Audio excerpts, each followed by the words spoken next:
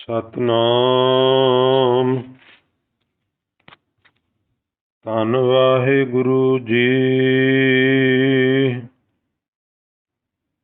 ਗੌੜੀ ਸੁਰਤ ਸਿਮਰਿਤ ਦੋਇ ਕੰਨੀ ਮੁੰਦਾ। ਪਰਮਿਤ ਬਾਹਰ ਖਿੰਥਾ। ਸੁਨ ਗੁਫਾ ਮਹਿ ਆਸਣ ਬੈਸਣ। ਕਲਪ ਬਿਵਰਜਿਤ ਪੰਥਾ। ਸੁਰਤ ਸਿਮਰਿਤ ਦੋਇ ਕੰਨੀ ਮੁੰਦਾ। ਪਰਮਿਤ ਬਾਹਰ ਖਿੰਥਾ। ਸੁਨ ਗੁਫਾ ਮਹਿ ਆਸਣ ਬੈਸਣ। ਕਲਪ ਬਿਵਰਜਿਤ ਪੰਥਾ। ਮੇਰੇ ਰਾਜਨ ਮੈਂ ਬੈਰਾਗੀ ਜੋਗੀ। ਮਰਤ ਨਾ ਸ਼ੋਗ ਬਿਯੋਗੀ। ਰਹਾਉ ਖੰਡ ਬ੍ਰਹਮੰਡ ਮੈਂ ਸਿੰਘੀ। ਮੇਰਾ ਬਟੂਆ ਸਭ ਜਗ ਭਸਮਾ ਧਾਰੀ। ਤਾੜੀ ਲਾਗੀ ਤ੍ਰਿਪਲ ਪਲਟੀਐ। ਛੂਟੈ ਹੋਏ ਪਸਾਰੀ। ਮਨ ਪਵਨ ਦੋਇ ਤੂੰਬਾ ਕਰੀ ਹੈ। ਜੁਗ ਜੁਗ ਸਾਰਦ ਸਾਜੀ। ਥਿਰ ਭਈ ਤੰਤੀ ਟੂਟਸ ਨਾਹੀ। ਅਨਹਦ ਕਿੰਗੁਰੀ ਬਾਜੀ। ਸੁਨ ਮਨ ਮਗਨ ਭਏ ਹੈ ਪੂਰੇ। ਮਾਇਆ ਡੋਲ ਨ ਲਾਗੀ। ਕਹੋ ਕਬੀਰ ਤਾਂ ਕੋ ਪੁਨਰਪ ਜਨਮ ਨਹੀਂ। ਖੇਲ ਗਇਓ ਬੈਰਾਗੀ। ਸੋਨ ਮਨ ਮਗਨ ਭਏ ਹੈ ਪੂਰੇ। ਮਾਇਆ ਡੋਲ ਨ ਲਾਗੀ। ਕਹੋ ਕਬੀਰ ਤਾਂ ਕੋ ਪੁਨਰਪ ਜਨਮ ਨਹੀਂ। ਖੇਲ ਗਇਓ ਬੈਰਾਗੀ। ਵਾਹਿਗੁਰੂ ਜੀ ਕਾ ਖਾਲਸਾ ਵਾਹਿਗੁਰੂ ਜੀ ਕੀ ਫਤਿਹ। ਸ਼ੁਭਾਇਮਾਨ। ਸੋ ਆਓ ਇਸ ਪਾਵਨ ਸ਼ਬਦ ਦੀ ਆਪਾਂ ਸਾਰੇ ਰਲ ਮਿਲ ਕੇ ਵਿਚਾਰ ਕਰੀਏ। ਇਸ ਸ਼ਬਦ ਵਿੱਚ ਭਗਤ ਕਬੀਰ ਸਾਹਿਬ ਸਾਨੂੰ ਕੀ ਉਪਦੇਸ਼ ਬਖਸ਼ਿਸ਼ ਕਰਦੇ ਨੇ। ਇੱਕ ਵਾਰ ਸਾਰੀ ਸੰਗਤ ਰੋਜ਼ਾਨਾ ਦੀ ਤਰ੍ਹਾਂ ਬੇਨਤੀ ਪ੍ਰਵਾਨ ਕਰੋ ਜੀ। ਸੁਰਤ ਬਿਰਤ ਗੁਰੂ ਚਰਨਾਂ ਵਿੱਚ ਜੋੜੋ। ਕੋਸ਼ਿਸ਼ ਕਰਿਆ ਕਰੋ ਵੀ ਇਕਾਗਰਤਾ ਵਿੱਚ ਸਹਿਯੋਗ ਜੋ ਹੈ ਉਹ ਮਿਲੇ। ਕਿਉਂਕਿ ਜਦੋਂ ਕੀਰਤਨ ਹੁੰਦਾ ਨਾ ਉਹਦੇ ਵਿੱਚ ਵੀ ਇਕਾਗਰਤਾ ਚਾਹੀਦੀ ਹੈ। ਪਰ ਤਿੰਨ ਸਿੰਘ ਟੀਮ ਵਰਕ ਹੁੰਦਾ, ਤਿੰਨ ਸਾਜ਼ ਵੱਜਦੇ ਨੇ। ਥੋੜਾ ਬਹੁਤਾ ਚੂੰਬੜੂ ਹੋ ਜਾਏ ਨਾ ਉਹ ਜਜ਼ਬ ਹੋ ਜਾਂਦੀ ਹੈ, ਕਥਾ 'ਚ ਨਹੀਂ ਹੁੰਦੀ। ਇਸ ਲਈ ਤੁਸੀਂ ਬਹੁਤ ਸੋਹਣਾ ਮਾਹੌਲ ਬਣਾਉਂਦੇ, ਇਹਦੇ 'ਚ ਕੋਈ ਦੋ ਰਾਏ ਨਹੀਂ। ਬਹੁਤ ਹੀ ਸੁੰਦਰ ਵਾਤਾਵਰਨ ਹੁੰਦਾ। ਜਿੱਦਣ ਦੇ ਅਸੀਂ ਇਸ ਹਾਲ 'ਚ ਮੂਵ ਹੋਏ ਹਾਂ, ਡਿਸਟਰਬੈਂਸ ਵਾਲੀ ਸਮੱਸਿਆ ਬਹੁਤ ਹੱਦ ਤੱਕ ਸੋਲਵ ਹੋ ਗਈ ਹੈ। ਕੋਈ ਡਿਸਟਰਬੈਂਸ ਨਹੀਂ। ਪਰ ਇਹ ਜਿੰਨਾ ਇਹਨੂੰ ਹੋਰ ਵਧਾ ਲਓ, ਕਿਉਂਕਿ ਇਕਾਗਰਤਾ ਵਿੱਚੋਂ ਹੀ ਅਗਲੀ ਗੱਲ ਜਿਹੜੀ ਹੈ ਉਹ ਸ਼ੁਰੂ ਹੋਣੀ ਹੈ, ਉਹਨਾਂ ਚੰਗਾ ਹੈ। ਆਓ ਸੁਰਤ ਬਿਰਤ ਗੁਰੂ ਚਰਨਾਂ 'ਚ ਜੋੜੀਏ, ਰਸਨਾ ਕਰੋ ਪਵਿੱਤਰ ਪਿਆਰ ਨਾਲ। ਸਾਰੇ ਗੱਜ ਕੇ ਆਖੋ ਜੀ ਸਤਨਾਮ ਸ੍ਰੀ। ਫਿਰ ਆਖੋ ਜੀ ਸਤਨਾਮ ਸ੍ਰੀ। ਗੌੜੀ ਰਾਗ ਵਿੱਚ ਸ਼ਬਦ ਹੈ ਇਤਨਾ ਕੋਈ ਇਸ਼ਾਰਾ ਹੈ ਵੀ ਇਹਨੂੰ ਗੌੜੀ ਰਾਗ ਵਿੱਚ ਗਾਇਨ ਕਰਨਾ ਹੈ। ਦਰਗਾਈ ਬੋਲ ਹਨ ਸੁਰਤ ਸਿਮਰਤ ਦੋਏ ਕੰਨੀ ਮੁੰਦਾ ਪਰਮਿਤ ਬਾਹਰ ਖਿੰਥਾ। ਹੁਣ ਇਹ ਜਿਹੜੀ ਮੁੰਦਰਾਂ ਦੀ ਗੱਲ ਆਈ ਏ, ਖਿੰਥਾ ਦੀ ਗੱਲ ਅੱਗੇ ਆ ਗਈ ਏ, ਗੁਫਾ ਦੀ ਗੱਲ ਆ ਗਈ ਏ, ਪੰਥ ਦੀ ਗੱਲ ਆ ਗਈ ਏ, ਔਰ ਸਵਾ ਰੱਖਣ ਵਾਲੇ ਬਟਵੇ ਦੀ ਗੱਲ ਆ ਗਈ ਏ।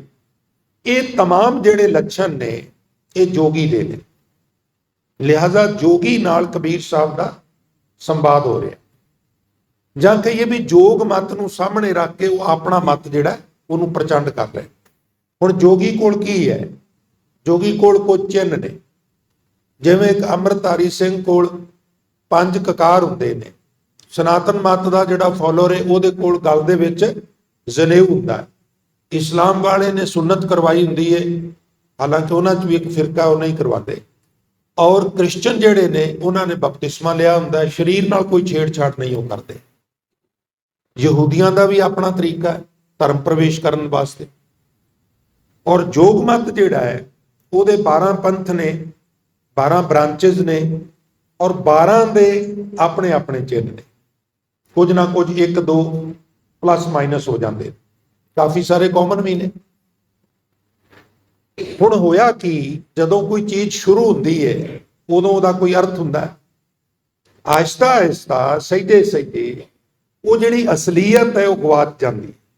ਜਿਵੇਂ ਹੁਣ ਕੋਈ ਮੇਰੇ ਵਰਗਾ ਗਾਤਰਾ ਪਾ ਲਵੇ, ਸਰਬਲੋ ਦਾ ਕੜਾ ਵੀ ਗੁੱਟ ਤੇ ਸਜਾ ਲਵੇ, ਦਾੜਾ ਕੇਸ ਦਸਤਾਰਾ ਵੀ ਹੋਵੇ, ਪਰ ਰਹਿਤ ਨਾ ਹੋਵੇ, ਤੇ ਹਜ਼ੂਰ ਕਹਿ ਦਿੰਦੇ ਵੀ ਰਹਿਤ ਪਿਆਰੀ ਮੁਝ ਕੋ ਸਿੱਖ ਪਿਆਰਾ ਨਾ ਹੈ। ਇਸ ਤਰ੍ਹਾਂ ਜੋਗੀਆਂ ਵਿੱਚ ਵੀ ਆਹਿਸਤਾ ਆਹਿਸਤਾ ਇੱਕ ਖਲਾਰ ਆਈ, ਜੋਗੀਆਂ ਵਿੱਚ ਵੀ ਇੱਕ ਨਵਾਣਪੁਣਾ ਆਇਆ। ਕਿ ਚਿੰਨ੍ਹ ਤੇ ਸਨ, ਲੁੱਕ ਤੇ ਜੋਗੀਆਂ ਵਾਲੀ ਸੀ, ਪਰ ਕਰਮ ਜੋਗੀਆਂ ਵਾਲੇ ਕੋ ਨਹੀਂ ਸਨ। ਕਰਮ ਕੀ ਸਨ? ਜੋਗੀ ਦਾ ਮਤਲਬ ਹੁੰਦਾ ਹੈ ਜਿਹਦੇ ਕੋਲ ਜੋਗ ਹੈ, ਜਿਹਨੂੰ ਅਸੀਂ ਪਲੱਸ ਕਹਿੰਦੇ ਆ, ਜੋੜ ਕਹਿੰਦੇ ਆ, ਉਹਨੂੰ ਹਿੰਦੀ 'ਚ ਜੋਗ ਕਹਿੰਦੇ। ਜਿਸ ਆਤਮਾ ਦਾ ਪ੍ਰਮਾਤਮਾ ਨਾਲ ਜੋਗ ਹੋ ਗਿਆ, ਜੋੜ ਜੁੜ ਗਿਆ, ਉਹ ਕੀ ਹੈ? ਉਹ ਜੋਗੀ ਹੈ।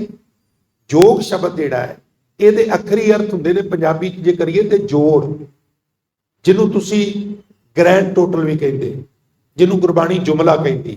ਕਿਤੇ ਕਿਤੇ ਤੁਸੀਂ ਗੁਰੂ ਗ੍ਰੰਥ ਸਾਹਿਬ ਪੜ੍ਹੋ ਨਾ, ਉੱਥੇ ਜੁਮਲਾ ਲਿਖਿਆ ਹੋਵੇਗਾ। ਤੇ ਜੁਮਲਾ ਦਾ ਅਰਥ ਕੀ? ਇੱਕ ਤੇ ਟੋਟਲ ਹੋ ਗਿਆ ਨਾ, ਇੱਕ ਗ੍ਰੈਂਡ ਟੋਟਲ ਹੋ ਗਿਆ।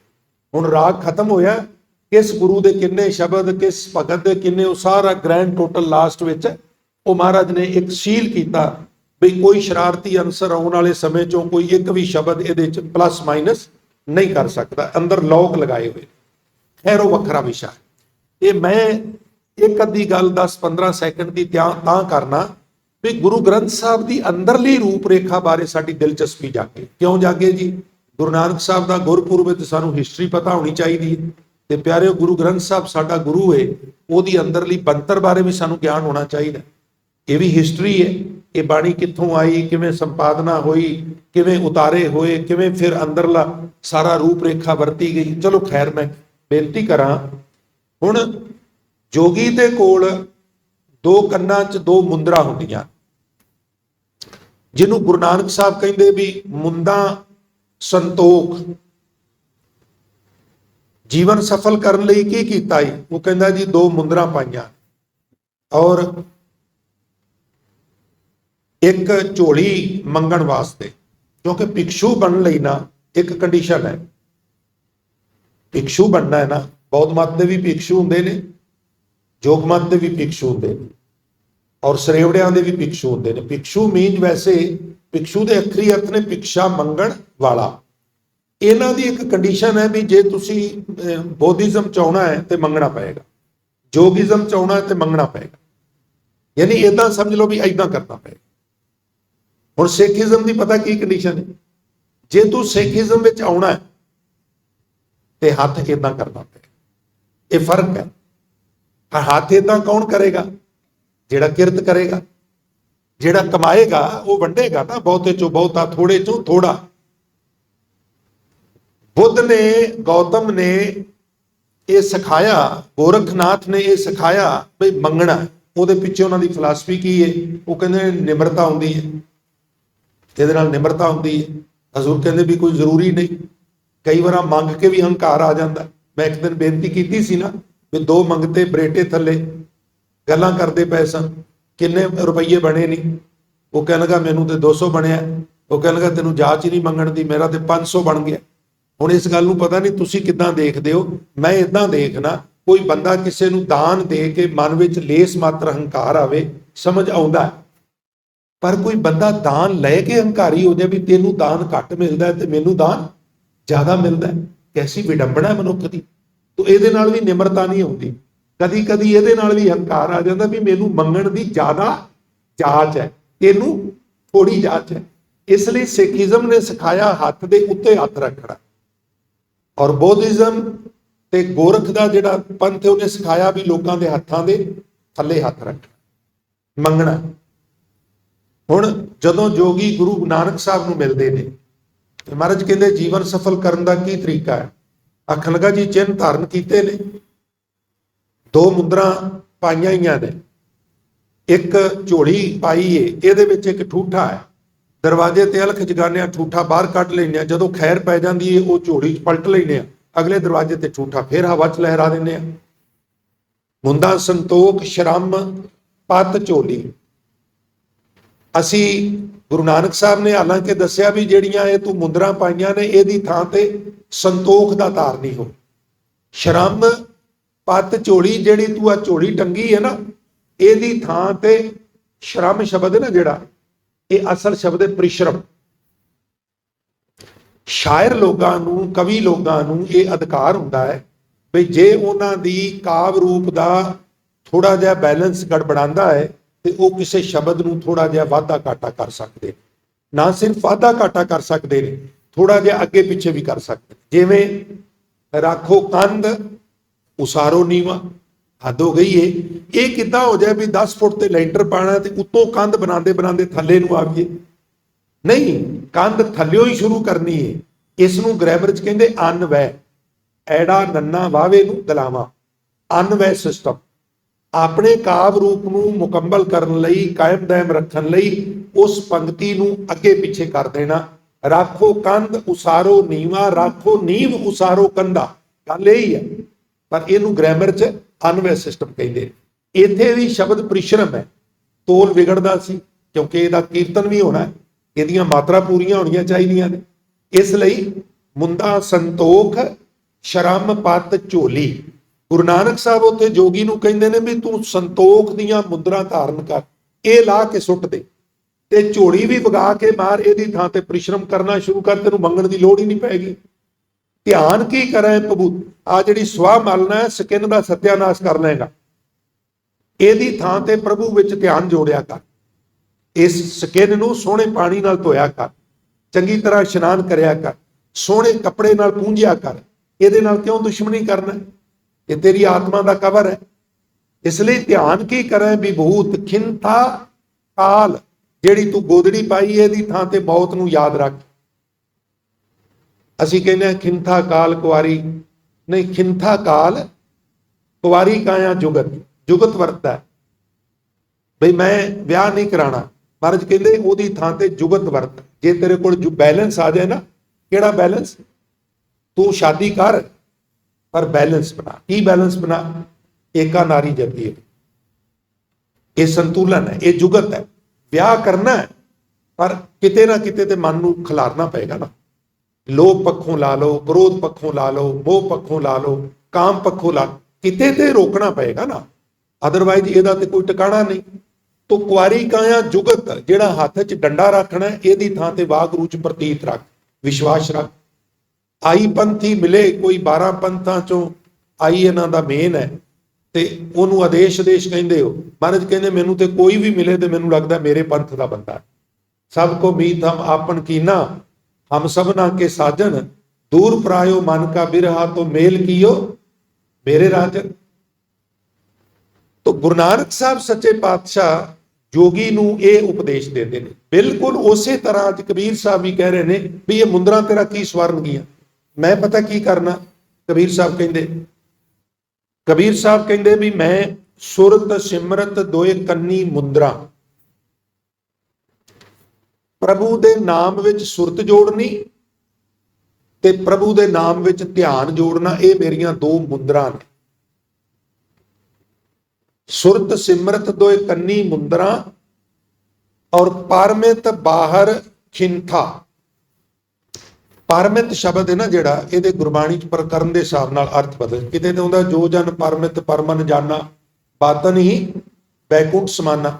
ਇੱਥੇ ਪਰਮਿਤ ਦੇ ਅਰਥ ਨੇ ਯਥਾਰਥ ਗਿਆਨ। ਯਥਾਰਥ ਗਿਆਨ। ਮੈਂ ਇੱਥੇ ਇੱਕ ਅਰਜ਼ ਕਰਾਂ ਗੱਲ ਸਮਝਣ ਲਈ, ਉਮੀਦ ਹੈ ਤੁਸੀਂ ਦਿਲਚਸਪੀ ਦਿਖਾਓਗੇ। ਜਿਹੜਾ ਡੂੰਘੀ ਗੱਲ ਹੈ ਥੋੜੀ। ਇੱਕ ਹੁੰਦਾ ਸੱਚ, ਝੂਠ ਦੇ ਵਿਪਰੀਤ ਸੱਚ। ਇੱਕ ਹੁੰਦਾ ਜੇ ਯਥਾਰਥ। ਤੁਸੀਂ ਹੈਰਾਨ ਹੋਵੋਗੇ, ਯਥਾਰਥ ਸੱਚ ਤੋਂ ਵੀ ਉੱਤੇ ਹੈ। ਯਥਾਰਥ ਸ਼ਬਦ ਹੈ ਨਾ ਜਿਹੜਾ ਇਨਸਾਈਕਲੋਪੀਡੀਆ ਚ, ਯਥਾਰਥ ਵਰਡ ਹੈ ਜਿਹੜਾ ਤੁਹਾਡੇ ਚ ਡਿਕਸ਼ਨਰੀ ਚ, ਉਹ ਮੈਂ ਤੁਹਾਡੀ ਅਰਜ਼ ਕਰਨ ਲੱਗਾ। ਉਹਦਾ ਸੱਚ ਤੋਂ ਉਹ ਥੋੜਾ ਜਿਹਾ ਉੱਤੇ ਕਿਵੇਂ? ਸੱਚ ਤੇ ਯਥਾਰਥ ਦਾ ਫਰਕ ਸਮਝਣ ਲਈ ਮੈਂ ਇੱਕ ਛੋਟੀ ਜਿਹੀ ਗਾਥਾ ਤੁਹਾਡੇ ਨਾਲ ਸਾਂਝੀ ਕਰਾਂ।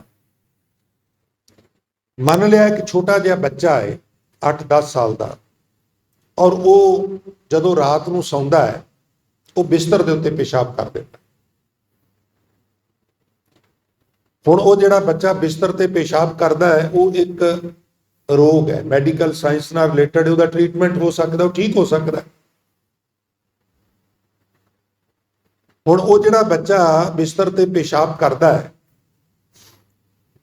ਜੇ ਮਨੋਵਿਗਿਆਨੀਆਂ ਨੂੰ ਪੁੱਛੀਏ ਤੇ ਉਹ ਕਹਿੰਦੇ ਵੀ ਇਹਦੇ ਅੰਦਰ ਇੱਕ ਨੁਕਸ ਹੈ। ਵੈਸੇ ਇਹ ਜਾਣਬੁੱਝ ਕੇ ਉੱਪਰ ਨਹੀਂ ਕਰਦਾ ਬਾਥਰੂਮ। ਫਿਰ ਕੀ ਹੁੰਦਾ, ਜਦੋਂ ਸਾਡੀ ਪੋਰਟ, ਸਾਡਾ ਬਲੈਡਰ ਭਰ ਜਾਂਦਾ ਹੈ ਤੇ ਉਹ ਇੱਕ ਦਿਮਾਗ ਨੂੰ ਇੱਕ ਟ੍ਰੇਨ ਜਾਂਦੀ ਹੈ, ਉਹਨੂੰ ਖਬਰ ਹੁੰਦੀ ਹੈ ਬਾਕਾਇਦਾ। ਔਰ ਖਬਰ ਹੋਣ ਤੋਂ ਬਾਅਦ ਉਹ ਵਿਅਕਤੀ ਬਾਕਾਇਦਾ ਹਰਕਤ ਵਿੱਚ ਆਉਂਦਾ, ਪਰ ਉਹ ਮੂਰਛਤ ਅਵਸਥਾ ਵਿੱਚ ਹੀ ਹਰਕਤ ਵਿੱਚ ਆਉਂਦਾ। ਲੇਟਿਆ ਹੀ ਉਹਨੂੰ ਲੱਗਦਾ ਵੀ ਮੈਂ ਉੱਠ ਪਿਆ ਵਾਂ, ਔਰ ਉੱਠ ਕੇ ਮੈਂ ਬਾਕਾਇਦਾ ਵਾਸ਼ਰੂਮ ਚਲਾ ਗਿਆ। ਵਾਸ਼ਰੂਮ ਜਾ ਕੇ ਮੈਂ ਵਾਸ਼ਰੂਮ ਕਰਕੇ ਬਾਕਾਇਦਾ ਸਿੰਕ ਤੋਂ ਹੱਥ ਧੋ ਕੇ ਫਿਰ ਵਾਪਸ ਬੈੱਡ ਤੇ ਆ ਕੇ ਪਿਆ। ਹੁਣ ਮਨੋਵਿਗਿਆਨੀ ਲਿਖਦਾ ਹੈ ਵੀ ਜੇ ਤੁਸੀਂ ਇਸ ਤਰ੍ਹਾਂ ਦੇ ਬੱਚੇ ਨੂੰ ਸਵੇਰੇ ਸੁੱਤੇ ਪਏ ਨੂੰ ਅਡੋਲ ਉਠਾ ਲਓ, ਔਰ ਉਠਾ ਕੇ ਬਾਕਾਇਦਾ ਉਹਦੀ ਬੈੱਡ ਸੀਟ ਚੇਂਜ ਕਰ ਦਿਓ, ਉਹਦੇ ਕੱਪੜੇ ਵੀ ਬਦਲ ਦਿਓ ਤੇ ਉਹਨੂੰ ਫਿਰ ਲਟਾ ਦਿਓ, ਤੇ ਜਦੋਂ ਘੰਟਾ 2 ਘੰਟੇ 3 ਘੰਟੇ ਬਾਅਦ ਉੱਠੇਗਾ ਤੇ ਉਹ ਬੜੇ ਫਕਰ ਨਾਲ ਕਹੇਗਾ ਵੀ ਵੇਖੋ ਅੱਜ ਮੈਂ ਬੈੱਡ ਦੇ ਉੱਤੇ ਪਿਸ਼ਾਬ ਨਹੀਂ ਕੀਤਾ, ਫਿਰ ਤੂੰ ਕੀ ਕੀਤਾ? ਤੇ ਉਹ ਤੁਹਾਨੂੰ ਬਕਾਇਦਾ ਦੱਸੇਗਾ ਵੀ ਮੈਂ ਉੱਠਿਆ, ਉੱਠ ਕੇ ਵਾਸ਼ਰੂਮ 'ਚ ਗਿਆ, ਵਾਸ਼ਰੂਮ 'ਚ ਜਾ ਕੇ ਫਿਰ ਮੈਂ ਇਦਾਂ ਬਾਥਰੂਮ ਕਰਕੇ ਹੱਥ ਧੋ ਕੇ ਫਿਰ ਵਾਪਸ ਆ ਕੇ ਸੁੱਤਾ। ਹੁਣ ਉਹ ਬੱਚਾ ਝੂਠ ਨਹੀਂ ਬੋਲ ਰਿਹਾ, ਉਹ ਸੱਚ ਕਹਿ ਰਿਹਾ ਹੈ, ਕਿਉਂਕਿ ਸਾਰਾ ਕੁਝ ਮੂਰਛਤ ਅਵਸਥਾ ਵਿੱਚ ਇਦਾਂ ਹੀ ਹੋਇਆ ਜਿੱਦਾਂ ਮੈਂ ਤੁਹਾਨੂੰ ਦੱਸਿਆ। ਸੱਚ ਇਹ ਹੈ ਵੀ ਉਹ ਵਾਸ਼ਰੂਮ 'ਚ ਗਿਆ ਹੈ, ਪਰ ਯਥਾਰਥ ਇਹ ਨਹੀਂ। ਯਥਾਰਥ ਇਹ ਹੈ ਵੀ ਉਹਨੇ ਬੈੱਡ ਦੇ ਉੱਤੇ ਪਿਸ਼ਾਬ ਕੀਤਾ। ਇਹ ਫਰਕ ਹੈ, ਸ਼ਾਇਦ ਗੱਲ ਸਮਝ ਆ ਗਈ ਹੋਵੇਗੀ। ਸੱਚ ਤੋਂ ਸੱਚੋਂ ਊਰ ਸਭ ਤੋਂ ਉੱਪਰ ਸੱਚ ਆਚਾਰ। ਹੁਣ ਅਸੀਂ ਅਕਲ ਨੂੰ ਸਭ ਤੋਂ ਉੱਪਰ ਸਮਝਦੇ ਆ ਨਾ ਪਿਆਰਿਓ। ਅਕਲ ਇੱਕ ਚੀਜ਼ ਅਕਲ ਤੋਂ ਵੀ ਉੱਪਰ ਹੈ। ਉਹ ਕੀ ਹੈ? ਉਹਨੂੰ ਕਿਹਾ ਗਿਆ ਫਹਿਮ। ਫੱਫਾ ਹਾਹਾ ਮੰਮਾ, ਫਹਮ। ਅਕਲ ਨਾਲ ਅਸੀਂ ਕਈ ਵਾਰ ਕੰਮ ਕਰਨੇ ਆ, ਫਹਿਮ ਨਹੀਂ ਆਉਂਦਾ। ਅਸੀਂ ਪ੍ਰੋਪਰਟੀ ਖਰੀਦ ਰਹੇ ਹਾਂ, ਅਸੀਂ ਇਹਦੇ ਸਾਰੇ ਡਾਕੂਮੈਂਟ ਚੈੱਕ ਕਰਨੇ ਨੇ, ਸਾਡੇ ਨਾਲ ਕੋਈ ਚੀਟਿੰਗ ਨਾ ਹੋ ਜਾਏ, ਧੋਖਾ ਨਾ ਹੋ ਜਾਏ। ਧੋਖੇ ਫੇਰ ਵੀ ਹੋ ਜਾਂਦੇ ਨੇ। ਕਿਉਂ ਹੋ ਜਾਂਦੇ ਨੇ? ਅਕਲ ਵਰਤੀ ਹੈ, ਫਹਿਮ ਨਹੀਂ ਵਰਤਿਆ। ਹੁਣ ਤੁਸੀਂ ਕਹੋਗੇ ਫਹਿਮ ਕੀ ਹੈ?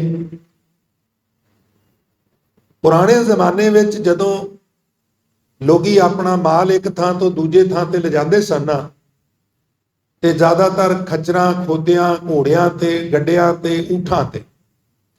ਊਠ ਦੇ ਉੱਤੇ 80 ਮਣ ਆਟਾ ਲੱਦ ਲਿਆ, 9 ਊਠਾਂ ਦੇ ਉੱਤੇ, ਔਰ ਆਪਣੇ ਨਾਲ ਇੱਕ ਲੰਮਾ ਸੰਗਲ ਰੱਖਦੇ ਸਨ। ਸਾਰਿਆਂ ਨੂੰ ਉਹਦੇ ਨਾਲ ਘੁਮਾ ਕੇ ਸਾਰਿਆਂ ਚੋਂ ਤੇ ਇੱਕ ਥਾਂ ਤੇ ਉਹਨੂੰ ਤਾਲਾ ਲਾ ਦਿੰਦੇ ਸਨ। ਰਾਤ ਨੂੰ ਸੁੱਤੇ ਹੋਈਏ, ਕੋਈ ਚੋਰ ਚੱਕਾ ਹੈ, ਸਾਰੇ ਊਠ ਉਠਾ ਕੇ ਸਮੇਤ ਆਟੇ ਦੇ ਲੈ ਜਾਏ, ਅਸੀਂ ਬੈਠੇ ਰਵਾਂਗੇ, ਚੋਰੀ ਹੋ ਜਾਏਗੀ।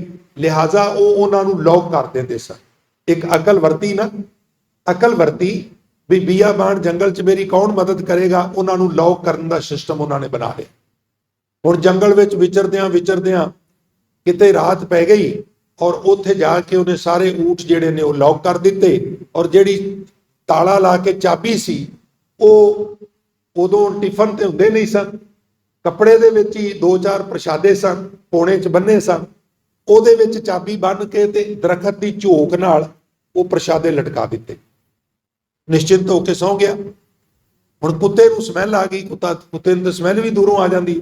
ਜਦੋਂ ਸਮੈਲ ਆਈ ਉਹਨੇ ਉਹਨੂੰ ਸੁੰਘਿਆ, ਉਹ ਉੱਥੋਂ ਤੱਕ ਨਾ ਪੜਿਆ, ਉਹਨੇ ਦੂਰ ਜਾ ਕੇ ਥੋੜਾ ਜਿਹਾ ਮੋਸ਼ਨ ਬਣਾਇਆ ਤੇ ਜੰਪ ਲਾ ਕੇ ਉਹਨੇ ਮੂੰਹ ਦੇ ਵਿੱਚੋਂ ਜਦੋਂ ਅੜਾਏ ਤੇ ਉਹ ਪੋਲੀ ਜੀ ਗੰਢ ਸੀ ਰੁੱਖ ਨਾਲ, ਉਹ ਖੁੱਲ ਗਈ। ਉਹ ਰੋਟੀਆਂ ਲੈ ਕੇ ਭੱਜ ਗਿਆ। ਹੁਣ ਰੋਟੀਆਂ ਤੇ ਉਹ ਲੈ ਕੇ ਭੱਜ ਗਿਆ, ਪਰ ਚਾਬੀਆਂ ਵੀ ਤੇ ਨਾਲ ਚਲੀਆਂ ਗਈਆਂ ਨਾ। ਇਹਨੂੰ ਅਦੀਪ ਕਹਿੰਦਾ ਅਕਲ ਆਈ ਪਰ ਫਹਿਮ ਨਾ ਆਇਆ। ਅਕਲ ਤੋਂ ਵੀ ਉਤਲੀ ਗੱਲ, ਅਕਲ ਆਈ ਪਰ ਫਹਿਮ ਨਾ ਆਇਆ। ਅਕਲ ਫਹਿਮ ਨੂੰ ਦੱਬ ਗਿਆ। 9 ਊਠ 80 ਮਣ ਆਟਾ ਕੁੱਤਾ ਲੈ ਕੇ ਭੱਜ ਗਿਆ। ਫਹਿਮ ਉਦੋਂ ਵੀ ਉਤਲੀ ਚੀਜ਼ ਹੈ। ਸੱਚ ਤੋਂ ਵੀ ਉੱਪਰ ਇੱਕ ਚੀਜ਼ ਹੈ ਯਥਾਰਥ। ਉਸ ਯਥਾਰਥ ਦੀ ਗੱਲ ਭਗਤ ਕਬੀਰ ਸਾਹਿਬ ਕਰਦੇ ਨੇ, ਪਰਮਿਤ ਮੈਨੇ ਯਥਾਰਥ, ਅਸਲ ਗੱਲ, ਬਿਲਕੁਲ ਅਸਲ ਗੱਲ। ਕਦੀ ਕਦੀ ਜਿਹੜਾ ਅਸੀਂ ਸੱਚ ਬੋਲਨੇ ਆ ਨਾ, ਉਹਦੇ 'ਚ ਵੀ ਪੂਰਾ ਸੱਚ ਨਹੀਂ ਹੁੰਦਾ। ਯਥਾਰਥ ਵਿੱਚ ਬਿਲਕੁਲ ਉਹ 12 ਵੰਨੀ ਦੇ ਸੋਨੇ ਵਰਗਾ ਹੁੰਦਾ। ਸਮੁੱਚੇ ਸ਼ਬਦ ਦਾ ਕੇਂਦਰੀ ਭਾਵ ਇਹ ਹੈ, ਭਗਤ ਕਬੀਰ ਸਾਹਿਬ ਮਹਾਰਾਜ ਕਹਿੰਦੇ ਮੈਂ ਗ੍ਰਸਤ ਵਿੱਚ ਰਹਿ ਕੇ ਪਰਮਾਤਮਾ ਦਾ ਨਾਮ ਜਪਣਾ, ਮੈਨੂੰ ਜੋਗੀ ਬਣਨ ਦੀ ਨਹੀਂ ਲੋੜ, ਮੈਨੂੰ ਆਹ ਚਿੰਨ੍ਹ ਧਾਰਨ ਕਰਨ ਦੀ ਨਹੀਂ ਲੋੜ। ਮੈਂ ਗ੍ਰਸਤ ਵਿੱਚ ਰਹਿ ਕੇ ਕਿਰਤਕਾਰ ਕਰਦਾ ਹੋਇਆ, ਆਪਣੇ ਕੱਪੜੇ ਉੱਨ ਦੀ ਕਿਰਤ ਕਰਦਾ ਹੋਇਆ ਪਰਮਾਤਮਾ ਨਾਲ ਸੁਰਤ ਜੋੜਨਾ ਵਾ, ਔਰ ਇਸ ਪ੍ਰਕਾਰ ਗੁਰੂ ਦੇ ਦੱਸੇ ਮਾਰਗ ਦੇ ਉੱਤੇ ਚੱਲ ਕੇ ਮੈਂ ਆਪਣਾ ਜੀਵਨ ਸਫਲ ਕਰਨਾ, ਮੈਨੂੰ ਜੰਗਲਾਂ ਮੇਲਿਆਂ 'ਚ ਜਾਣ ਦੀ ਨਹੀਂ ਲੋੜ। ਹੁਣ ਜਦੋਂ ਗੁਰੂ ਨਾਨਕ ਸਾਹਿਬ ਨੂੰ ਜੋਗੀ ਮਿਲੇ ਤੇ ਮਹਾਰਾਜ ਦੇ ਗੇਰੂਏ ਰੰਗ ਦੇ ਕੱਪੜੇ ਸਨ, ਉਹਨਾਂ ਸਮਝਿਆ ਵੀ ਇਹ ਵੀ ਜੋਗੀ ਬਣ ਗਿਆ, ਉਦਾਸੀ ਬਣ ਗਿਆ। ਉਹ ਪੁੱਛਦੇ ਵੀ ਨਹੀਂ ਨਾ ਕਿਸ ਕਾਰਨ ਗ੍ਰਹਿਤਾ ਜੀ ਉਦਾਸੀ, ਮਹਾਰਾਜ ਨੂੰ ਉਦਾਸੀ ਕਹਿ ਕੇ ਬੁਲਾਉਂਦੇ ਨੇ। ਸਾਡੇ 'ਚ ਇੱਕ ਸੰਪਰਦਾ ਉਦਾਸੀ ਜੋ ਗੁਰੂ ਨਾਨਕ ਸਾਹਿਬ ਦੇ ਵੱਡੇ ਪੁੱਤਰ ਸ੍ਰੀ ਚੰਦ ਜੀ ਨੇ ਚਲਾਈ ਸੀ, ਤੋ ਉਹ ਉਦਾਸੀ ਗੁਰੂ ਨਾਨਕ ਨੂੰ ਕਹਿੰਦੇ ਨੇ, ਲਿਖਿਆ ਗੁਰੂ ਗ੍ਰੰਥ ਸਾਹਿਬ 'ਚ, ਉਹ ਗੁਰੂ ਨਾਨਕ ਨੂੰ ਉਦਾਸੀ ਕਹਿੰਦੇ ਨੇ। ਇਸ ਲਈ ਭਾਈ ਉਦਾਸੀਆਂ ਨਾਲ ਵੀ ਇੰਨੀ ਨਫ਼ਰਤ ਨਾ ਕਰੀਏ ਅਸੀਂ। ਕਦੀ ਕਦੀ ਗੁਰੂ ਨਾਨਕ ਨੂੰ ਵੀ ਲੋਕਾਂ ਨੇ ਉਦਾਸੀ ਕਿਹਾ, ਔਰ ਉਹ ਗੁਰੂ ਗ੍ਰੰਥ ਸਾਹਿਬ 'ਚ ਨਿਰੂਪਣ। ਤੋ ਨਿਰਮਲਿਆਂ ਨਾਲ ਵੀ ਅਸੀਂ ਨਫ਼ਰਤ ਨਾ ਕਰੀਏ, ਕਿਉਂਕਿ ਨਾਨਕ ਨਿਰਮਲ ਪੰਥ ਚਲਾਇਆ। ਤੋ ਇਹ ਜਦੋਂ ਅਸੀਂ ਬੜੀ ਇਮਾਨਦਾਰੀ ਨਾਲ ਵਿਚਾਰ ਕਰਾਂਗੇ ਤੇ ਫਿਰ ਇਹ ਕੱਟੜਤਾ ਸਾਡਾ ਵਿਤਕਰੇ ਵਾਲਾ ਸੁਭਾਅ ਜਿਹੜਾ ਉਹ ਬਦਲ ਜਾਏਗਾ। ਤੋ ਮੈਂ ਅਰਜ਼ ਕਰ ਰਿਹਾ ਸਾਂ, ਮਹਾਰਾਜ ਗੇਰੂਏ ਰੰਗ ਦੇ ਕੱਪੜਿਆਂ 'ਚ ਮਿਲੇ ਸਨ। ਉਹਨਾਂ ਸਮਝਿਆ ਇਹ ਵੀ ਤਿਆਗੀ ਹੈ। ਅਸਲ ਵਿੱਚ ਗੇਰੂਏ ਰੰਗ ਦੇ ਕੱਪੜਿਆਂ ਦੀ ਫਿਲਾਸਫੀ ਸੀ ਬਈ ਉਹ ਮਟਮੈਲੇ ਰੰਗ ਦੇ ਮੈਲੇ ਨਹੀਂ ਸਨ ਹੁੰਦੇ। ਹੁਣ ਤੁਸੀਂ ਵੇਖੋ ਨਾ, ਹੁਣ ਅਸੀਂ ਲੋਕ ਪ੍ਰਚਾਰ ਕਰਨ ਜਾਂਦੇ ਹਾਂ ਕਾਰਾਂ ਤੇ, ਟ੍ਰੇਨਾਂ ਤੇ, ਜਹਾਜ਼ਾਂ ਤੇ, ਹੁਣ ਉੱਥੇ ਕੱਪੜੇ ਕੀ ਮੈਲੇ ਹੋਣੇ ਨੇ? ਤੇ ਜੇ ਹੋਣੇ ਨੇ ਤੇ ਅੱਗੋਂ ਵਾਸ਼ਿੰਗ ਮਸ਼ੀਨਾਂ ਲੱਗੀਆਂ ਹੋਈਆਂ ਨੇ। ਵਿਦੇਸ਼ਾਂ 'ਚ ਜਾਈਦਾ ਹੈ, ਰਾਗੀਆਂ ਢਾਡੀਆਂ ਪ੍ਰਚਾਰਕਾਂ ਦੀ ਰਿਹਾਇਸ਼ ਦੇ ਵਿੱਚ 1-1, 2-2, 3-3 ਬੜੀਆਂ ਆਲਾ ਵਾਸ਼ਿੰਗ ਮਸ਼ੀਨਾਂ ਜਿਹੜੀਆਂ ਲੇਟੈਸਟ ਲਿਆ ਕੇ ਰੱਖੀਆਂ ਹੋਈਆਂ। ਹੁਣ ਕੀ ਜ਼ਰੂਰਤ ਹੈ ਗੇਰੂਏ ਰੰਗ ਦੇ ਕੱਪੜਿਆਂ ਦੀ? ਪਰ ਉਦੋਂ ਜ਼ਰੂਰਤ ਸੀ। ਪੈਦਲ ਸਫ਼ਰ ਕਰਨਾ ਸੀ, ਕੋਈ ਸਾਧਨ ਨਹੀਂ ਸੀ, ਪਸੀਨਾ ਹੁੰਦਾ ਸੀ, ਮਿੱਟੀ ਉੱਡਦੀ ਸੀ। ਉਹਨਾਂ ਨੇ ਫਿਲਾਸਫੀ ਵਰਤੀ ਵੀ ਰੋਜ਼ ਕੌਣ ਧੋਏਗਾ? ਕੱਪੜਿਆਂ ਦਾ ਰੰਗ ਉਹ ਚੁਣੋ ਜਿਹੜੇ ਮੈਲੇ ਹੋਣ ਪਰ ਮੈਲੇ ਲੱਗਣ ਨਾ। ਉਹਨਾਂ ਸਮਝ ਲਿਆ ਤਿਆਗੀ ਹੋ ਗਿਆ। ਹੁਣ ਜਦੋਂ ਗੁਰੂ ਨਾਨਕ ਸਾਹਿਬ ਸੱਚੇ ਪਾਤਸ਼ਾਹ ਅਚਲ ਬਟਾਲੇ ਮਿਲੇ ਤੇ ਕਰਤਾਰਪੁਰ ਮਹਾਰਾਜ ਨੇ ਵਸਾ ਲਿਆ ਸੀ। ਉੱਥੇ ਹਜ਼ੂਰ ਵਾਹੀ ਕਰਦੇ ਸਨ, ਹਜ਼ੂਰ ਨੇ ਡੰਗਰ ਵੀ ਰੱਖੇ ਹੋਏ ਸਨ। ਸਾਰੀਆਂ ਸੰਗਤਾਂ ਦਾ ਜੋ ਖਰਚਾ ਸੀ, ਦੁੱਧ ਦਾ, ਦਹੀਂ ਦਾ, ਲੱਸੀ ਦਾ, ਮੱਖਣ ਦਾ, ਉਹ ਹਜ਼ੂਰ ਦੀਆਂ ਆਪਣੀਆਂ ਗਾਵਾਂ ਮੱਝਾਂ ਦੇ ਵਿੱਚੋਂ ਨਿਕਲਦਾ ਸੀ। ਗੁਰੂ ਨਾਨਕ ਕੋਈ ਵਿਹਲੜ ਸਾਧ ਨਹੀਂ। ਗੁਰੂ ਨਾਨਕ ਥਾਪੜੇ ਮਾਰ-ਮਾਰ ਕੇ ਮੱਝਾਂ ਦੇ ਤੇ ਥੱਲੇ ਬਹਿ ਕੇ ਚੋਣ ਵਾਲਾ। ਗੁਰੂ ਨਾਨਕ ਹਲ ਦੀ ਵਾਂਗੀ ਹੱਥ 'ਚ ਪਕੜ ਕੇ ਹਲ ਵਾਹਣ ਵਾਲਾ।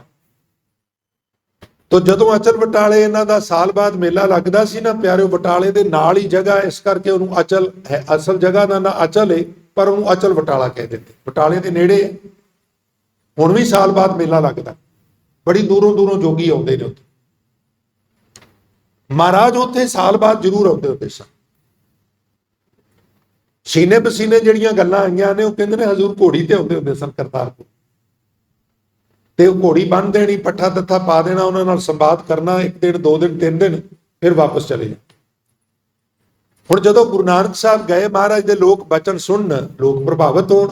ਜੋਗੀਆਂ ਕੋਲ ਕੋਈ ਗੈਦਰਿੰਗ ਨਹੀਂ, ਗੁਰੂ ਨਾਨਕ ਦੇ ਦੁਆਲੇ ਸਾਰੀ ਸੰਗਤ ਆ ਕੇ ਬੈਠ ਗਈ। ਹੁਣ ਇਸ ਤਰ੍ਹਾਂ ਈਰਖਾ ਤੇ ਹੁੰਦੀ ਹੈ ਨਾ, ਈਰਖਾ ਧਾਰਮਿਕ ਲੋਕਾਂ ਵਿੱਚ ਵੀ ਹੁੰਦੀ ਹੈ, ਮੈਨੂੰ ਖਿਮਾ ਕਰਨਾ। ਐਸਾ ਨਹੀਂ ਵੀ ਧਾਰਮਿਕ ਲੋਕਾਂ 'ਚ ਈਰਖਾ ਨਹੀਂ ਹੁੰਦੀ। ਕਈ ਵਾਰ ਮਨੁੱਖ ਕਹਿਣ ਮਾਤਰ ਹੀ ਧਾਰਮਿਕ ਹੁੰਦਾ, ਵਾਸਤਵ ਵਿੱਚ ਧਾਰਮਿਕ ਨਹੀਂ ਹੁੰਦਾ। ਤੋ ਮਹਾਰਾਜ ਦਾ ਪ੍ਰਤਾਪ ਵੇਖ ਕੇ, ਮਹਾਰਾਜ ਦਾ ਸਤਿਕਾਰ ਵੇਖ ਕੇ ਇਹਨਾਂ ਨੂੰ ਬੜੀ ਖੁਣਸ ਆਈ। ਤੇ ਭਾਈ ਗੁਰਦਾਸ ਜੀ ਲਿਖਦੇ ਨੇ, ਖਾਦੀ ਖੁਣਸ ਜੋਗੀਸਰਾਂ, ਜੋਗੀਆਂ ਨੇ ਖੁਣਸ ਖਾਦੀ, ਗੋਸ਼ਟ ਕਰਨ ਸਭੈ ਉਠਾਈ। ਸਾਰੇ ਜੋਗੀ ਇਕੱਠੇ ਹੋ ਕੇ ਆਦੇਸ਼ ਆਦੇਸ਼। ਵੈਸੇ ਹੀ ਇਸ ਤਰ੍ਹਾਂ ਹੁੰਦਾ ਵੀ ਇੱਕ ਬੰਦਾ ਇਕੱਲਾ ਹੋਵੇ, 50 60 100 ਇਕੱਠੇ ਹੋ ਕੇ ਆ ਜਾਣਾ, ਉਂਝ ਹੀ ਉਹਨਾਂ ਦਾ ਛੱਪਾ ਜਿਹਾ ਪੈ ਜਾਂਦਾ। ਪਰ ਗੁਰੂ ਨਾਨਕ ਤੇ ਛੱਪਾ ਨਹੀਂ ਨਾ ਕਿਸੇ ਦਾ ਪੈ ਸਕਦਾ। ਖਾਦੀ ਖੁਣਸ ਜੋਗੀਸਰਾਂ, ਗੋਸ਼ਟ ਕਰਨ ਸਭੇ ਉਠ ਆਈ। ਤੇ ਪੁੱਛੇ ਜੋਗੀ ਭੰਗਰਨਾਥ ਤੋਂ, ਦੁੱਧ ਵਿੱਚ ਕਿਉਂ ਕਾਂਜੀ ਪਾਈ। ਪਿਆਰਿਓ, ਦੁੱਧ ਸਪਸ਼ਟ ਹੈ, ਕਾਂਜੀ ਜਿਹੜੀ ਹੈ ਨਾ, ਇਹ ਤੁਹਾਨੂੰ ਪਤਾ ਹੋਵੇ ਵੀ ਜੇ ਕਿਤੇ ਕੁਆਂਟਲ ਦੁੱਧ ਟੱਬ 'ਚ ਭਰਿਆ ਪਿਆ, ਇੱਕ ਕਤਰਾ ਕਾਂਜੀ ਦਾ ਡਿੱਗ ਪਏ ਨਾ, ਉਹ ਸਾਰਾ ਦੁੱਧ ਫਟ ਜਾਂਦਾ, ਕਿਸੇ ਕੰਮ ਦਾ ਨਹੀਂ ਰਹੀ। ਇਹ ਜਿਹੜਾ ਉਦਾਸੀ ਰੂਪ ਤੁਸੀਂ ਧਾਰਨ ਕੀਤਾ ਸੀ, ਉਹ ਤੇ ਸੀ ਦੁੱਧ। ਤੇ ਆ ਜਿਹੜਾ ਤੁਸੀਂ ਗ੍ਰਿਸ਼ਟ ਧਾਰਨ ਕੀਤਾ, ਤੁਹਾਡੇ 2 ਪੁੱਤਰ ਵੀ ਨੇ, ਸ੍ਰੀ ਚੰਦ, ਲక్ష్ਮੀ ਚੰਦ, ਤੁਹਾਡੀ ਪਤਨੀ ਸੁਲੱਖਣੀ, ਔਰ ਤੁਸੀਂ ਕਾਰੋਬਾਰੀ ਹੋ, ਤੁਹਾਡੇ ਕੋਲ ਉੱਥੇ ਕਈ 100 ਏਕੜ ਜ਼ਮੀਨ ਹੈ, ਉੱਥੇ ਤੁਸੀਂ ਪਸ਼ੂ ਵੀ ਰੱਖੇ ਹੋਏ ਨੇ, ਘਰ ਬਾਹਰ ਹੈ ਤੁਹਾਡਾ। ਇਹ ਤੁਸੀਂ ਦੁੱਧ ਵਿੱਚ ਮਾਨੋ ਕਾਂਜੀ ਪਾ ਦਿੱਤੀ। ਪੁੱਛੇ ਜੋਗੀ ਭੰਗਰਨਾਥ ਤੋਂ, ਦੁੱਧ ਵਿੱਚ ਕਿਉਂ ਕਾਂਜੀ ਪਾਈ। ਫਿੱਟਿਆ ਚਾਟਾ ਦੁੱਧ ਦਾ, ਹੁਣ ਰਿੜਕਿਆਂ ਮੱਖਣ ਹੱਥ ਨਾ ਆਈ। ਭੇਖ ਉਤਾਰ ਉਦਾਸ ਦਾ, ਵੱਤ ਕਿਉਂ ਸੰਸਾਰੀ ਰੀਤ ਚਲਾਈ। ਤੂੰ ਉਦਾਸੀ ਦਾ ਭੇਖ ਕਿਉਂ ਉਤਾਰਿਆ। ਭੇਖ ਉਤਾਰ ਉਦਾਸ ਦਾ, ਵੱਤ ਕਿਉਂ ਸੰਸਾਰੀ ਰੀਤ, ਤੂੰ ਗ੍ਰਿਸ਼ਤੀ ਰੀਤ ਕਿਉਂ ਚਲਾਈ ਹੈ। ਨਾਨਕ ਆਖੇ ਭੰਗਰਨਾਥ, ਤੇਰੀ ਮਾਂ ਕੁਚੱਜੀ ਆਹੀ। ਇੱਥੇ ਮਾਂ ਦੇ ਅਰਥ ਜਨਮ ਦੇਣ ਵਾਲੀ ਨਹੀਂ, ਇੱਥੇ ਵਿਦਵਾਨਾਂ ਨੇ ਮਾਂ ਦੇ ਅਰਥ ਕੀਤੇ ਨੇ ਅਕਲ ਦੇਣ ਵਾਲਾ ਗੁਰੂ। ਤੇਰਾ ਜਿਹੜਾ ਗੁਰੂ ਹੈ ਨਾ ਗੋਰਖਨਾਥ, ਉਹ ਖੁਦ ਕੁਚੱਜਾ ਸੀ। ਕਹਿੰਦੇ ਨੇ ਵੀ ਮਰਨ ਤੋਂ ਪਹਿਲਾਂ ਉਹ ਕਹਿ ਗਿਆ ਸੀ ਵੀ ਮੇਰੀ ਬਾਤ ਕੋ ਨਹੀਂ ਬਣੀ, ਮੇਰੀ ਬਾਤ ਨਹੀਂ ਬਣੀ, ਮੇਰਾ ਜੀਵਨ ਸਫਲ ਨਹੀਂ ਹੋਇਆ। ਔਰ ਉਹਦਾ ਕਾਰਨ ਵੀ ਉਹ ਦੱਸ ਗਿਆ। ਕਾਰਨ ਪਤਾ ਕੀ ਦੱਸ ਗਿਆ, ਸ਼ਾਇਦ ਤੁਹਾਡੇ ਕੰਮ ਆ ਜਾਏ। ਉਹ ਮੰਤਰ ਬਦਲ ਬਦਲ ਕੇ ਆਰਾਧਨਾ ਕਰਦਾ ਸੀ। ਹੁਣ ਜਿਵੇਂ ਅਸੀਂ 1 ਸਾਲ ਤੇ ਵਾਹਿਗੁਰੂ ਵਾਹਿਗੁਰੂ ਜਪੀਏ, ਅਗਲੇ ਸਾਲ ਰਾਮ ਰਾਮ ਜਪਣਾ ਸ਼ੁਰੂ ਕਰ ਦਈਏ, ਅਗਲੇ ਸਾਲ ਅੱਲਾ ਅੱਲਾ, ਸਭ ਗੜਬੜ ਹੋ ਜਾਏ। ਇੱਕੋ ਹੀ ਮੰਤਰ ਦਾ ਜਾਪ ਕਰੋ ਜਿਹਦਾ ਕਰ, ਔਰ ਇੱਕੋ ਹੀ ਮੰਤਰ, ਇੱਕ ਹੀ ਹੈ ਵਾਹਿਗੁਰੂ ਗੁਰ ਮੰਤਰ ਹੈ ਜਪ ਹਉਮੈ ਕੋਈ। ਮੂਲ ਮੰਤਰ ਦਾ ਜਾਪ ਕਰੋ, ਇੱਕ ਓੰਕਾਰ ਤੋਂ ਗੁਰ ਪ੍ਰਸਾਦ ਤੱਕ ਕਰੋ। ਕੋਈ ਨਾਨਕ ਹੋਸੀ ਵੀ ਸੱਚ ਤੱਕ ਕਰਨਾ ਚਾਹੁੰਦਾ, ਮੈਂ ਕੰਟਰੋਵਰਸੀ 'ਚ ਨਹੀਂ ਜਾਂਦਾ, ਚਲੋ ਉੱਥੋਂ ਤੱਕ ਹੀ ਕਰੋ, ਕਰੋ ਤੇ ਸਹੀ ਨਾ, ਪਰ ਵਾਰ-ਵਾਰ ਬਦਲੋ ਨਾ। ਮੂਲ ਮੰਤਰ ਤੇ ਗੁਰਮੰਤਰ ਨੂੰ ਤੁਸੀਂ ਰੈਗੂਲਰ ਕਰ ਸਕਦੇ, ਨਾਲ ਵੀ ਕਰ ਸਕਦੇ। ਇਹ ਦੋਵਾਂ ਦਾ ਸਾਨੂੰ ਪੰਜਾਂ ਵੱਲੋਂ ਹੁਕਮ। ਪਰ ਰੋਜ਼ ਜਿਹੜੇ ਲੋਕ ਰੋਜ਼ ਰਸਤੇ ਬਦਲਣ, ਉਹਨਾਂ ਨੂੰ ਮੰਜ਼ਿਲ ਨਹੀਂ ਨਾ ਮਿਲਦੀ। ਮੰਨ ਲਿਆ ਅਸੀਂ ਦਿੱਲੀ ਜਾਣਾ ਹੈ ਤੇ ਦਰਾਏ ਤੋਂ ਮੁੜ ਕੇ ਆ ਜਾਈਏ, ਅਸੀਂ ਫਿਰੋਜ਼ਪੁਰ ਜਾਣਾ ਹੈ ਤੇ ਮੁੱਲਾਂਪੁਰ ਤੋਂ ਮੁੜ ਕੇ ਆ ਜਾਈਏ, ਜਲੰਧਰ ਜਾਣਾ ਫਲੌਰ ਤੋਂ ਮੁੜ ਕੇ ਆ ਜਾਈਏ, ਪਹੁੰਚਣਾ ਕਿਤੇ ਵੀ ਨਹੀਂ। ਭਾਈ ਦਰਾਏ ਤੱਕ ਪਹੁੰਚ ਗਿਆ ਹੈ, ਨਹੀਂ ਹੁਣ ਸਮਾਂ ਬਚਿਆ, ਰਾਤ ਕੱਟ ਲੈ, ਅਗਲੇ ਪਲਕ ਚੱਲ ਪਈ ਪਾਏ ਲੱਪੜ ਜਾਈ, ਅਗਲੇ ਪਲਕ ਚੱਲ ਪਈ ਖੰਨੇ ਅੱਪੜ ਜਾਈ, ਅਗਲੇ ਪਲਕ ਚੱਲ ਪਈ ਸਰਹੰਦ ਅੱਪੜ ਜਾਈ, ਅਗਲੇ ਪਲਕ ਰਾਜਪੁਰੇ ਅੱਪੜ ਜਾਈ, ਅਗਲੇ ਪਲਕ ਸ਼ੰਭੂ ਅੰਬਾਲਾ, ਔਰ ਇਸ ਤਰ੍ਹਾਂ ਮੰਜ਼ਲਾ ਮਾਰਦਾ ਹੋਇਆ ਦਿੱਲੀ ਅੱਪੜ ਜੀ। ਰੋਜ਼ ਰਸਤੇ ਬਦਲਣ ਵਾਲਾ ਕਿਤੇ ਵੀ ਨਹੀਂ ਪਹੁੰਚਦਾ, ਰਸਤਾ ਇੱਕੋ ਹੀ ਰੱਖ, ਮੰਜ਼ਿਲ ਜ਼ਰੂਰ ਮਿਲੇਗੀ। ਉਹ ਕਹਿਣ ਲੱਗਾ ਮੈਂ ਮੰਤਰ ਬਦਲ ਬਦਲ ਕੇ ਆਰਾਧਨਾ ਕਰਦਾ ਸਾਂ, ਬਾਤ ਨਹੀਂ ਮੇਰੀ ਬਣੀ। ਤੇ ਜਿਹਦੀ ਆਪਣੀ ਬਾਤ ਨਹੀਂ ਬਣੀ, ਉਹਦੇ ਚੇਲਿਆਂ ਦੀ ਕੀ ਬਾਤ ਬਣੇਗੀ।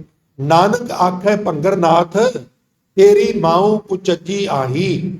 ਭਾਂਡਾ ਧੋਏ ਨਾ ਜਾਤਿਓ, ਉਹਨੂੰ ਭਾਂਡਾ ਧੋਣਾ ਆਇਆ ਹੀ ਨਹੀਂਗਾ। ਭਾਏ ਕੁਚੱਜੇ ਫੁੱਲ ਸੜਾਈ।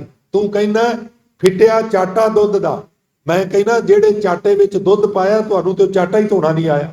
ਤੁਹਾਡਾ ਤੇ ਬੇਸ ਹੀ ਗਲਤ ਹੈ ਨਾ, ਤੁਹਾਨੂੰ ਤੇ ਨੀਆਂ ਡੂੰਘੀਆਂ ਪੁੱਟ ਕੇ ਉਹਨਾਂ ਵਿੱਚ ਸਮਾਨ ਭਰਨਾ ਹੀ ਨਹੀਂ ਆਇਆ, ਤੁਸੀਂ ਉੱਪਰ ਇਮਾਰਤ ਕੀ ਉਸਾਰੋਗੇ। ਭਾਂਡਾ ਧੋਏ ਨਾ ਜਾਤਿਓ, ਭਾਏ ਕੁਚੱਜੇ ਫੁੱਲ ਸੜਾਈ। ਹੋਏ ਅਤੀਤ ਗ੍ਰਿਸ਼ਤ ਤਜ, ਫਿਰ ਉਹਨੂੰ ਕੇ ਘਰ ਮੰਗਣ ਜਾਈ। ਜਿਨ੍ਹਾਂ ਗ੍ਰਸਤੀਆਂ ਦੀ ਨਿੰਦਾ ਕਰਦੇ ਤੁਸੀਂ ਥੱਕਦੇ ਨਹੀਂ।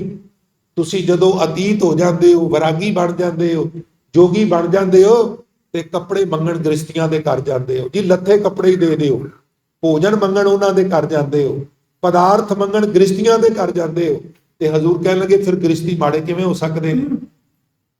ਜਿਨ੍ਹਾਂ ਗ੍ਰਸਤੀਆਂ ਤੋਂ ਤੁਸੀਂ ਆਪਣੀਆਂ ਜ਼ਰੂਰਤਾਂ ਪੂਰੀਆਂ ਕਰਦੇ ਹੋ, ਉਹਨਾਂ ਗ੍ਰਸਤੀਆਂ ਨੂੰ ਤੁਸੀਂ ਭੰਡਦੇ, ਥੱਕਦੇ ਨਹੀਂ। ਸਾਡੇ ਵਿੱਚ ਵੀ ਕਈ ਵਰਗ ਹੈਗੇ ਨੇ ਨਾ, ਸਾਡੀ ਸੰਪਰਦਾ ਵਿੱਚ ਉਹ ਹੀ ਆ ਸਕਦਾ ਜਿਹਨੇ ਸ਼ਾਦੀ ਨਹੀਂ ਕੀਤੀ।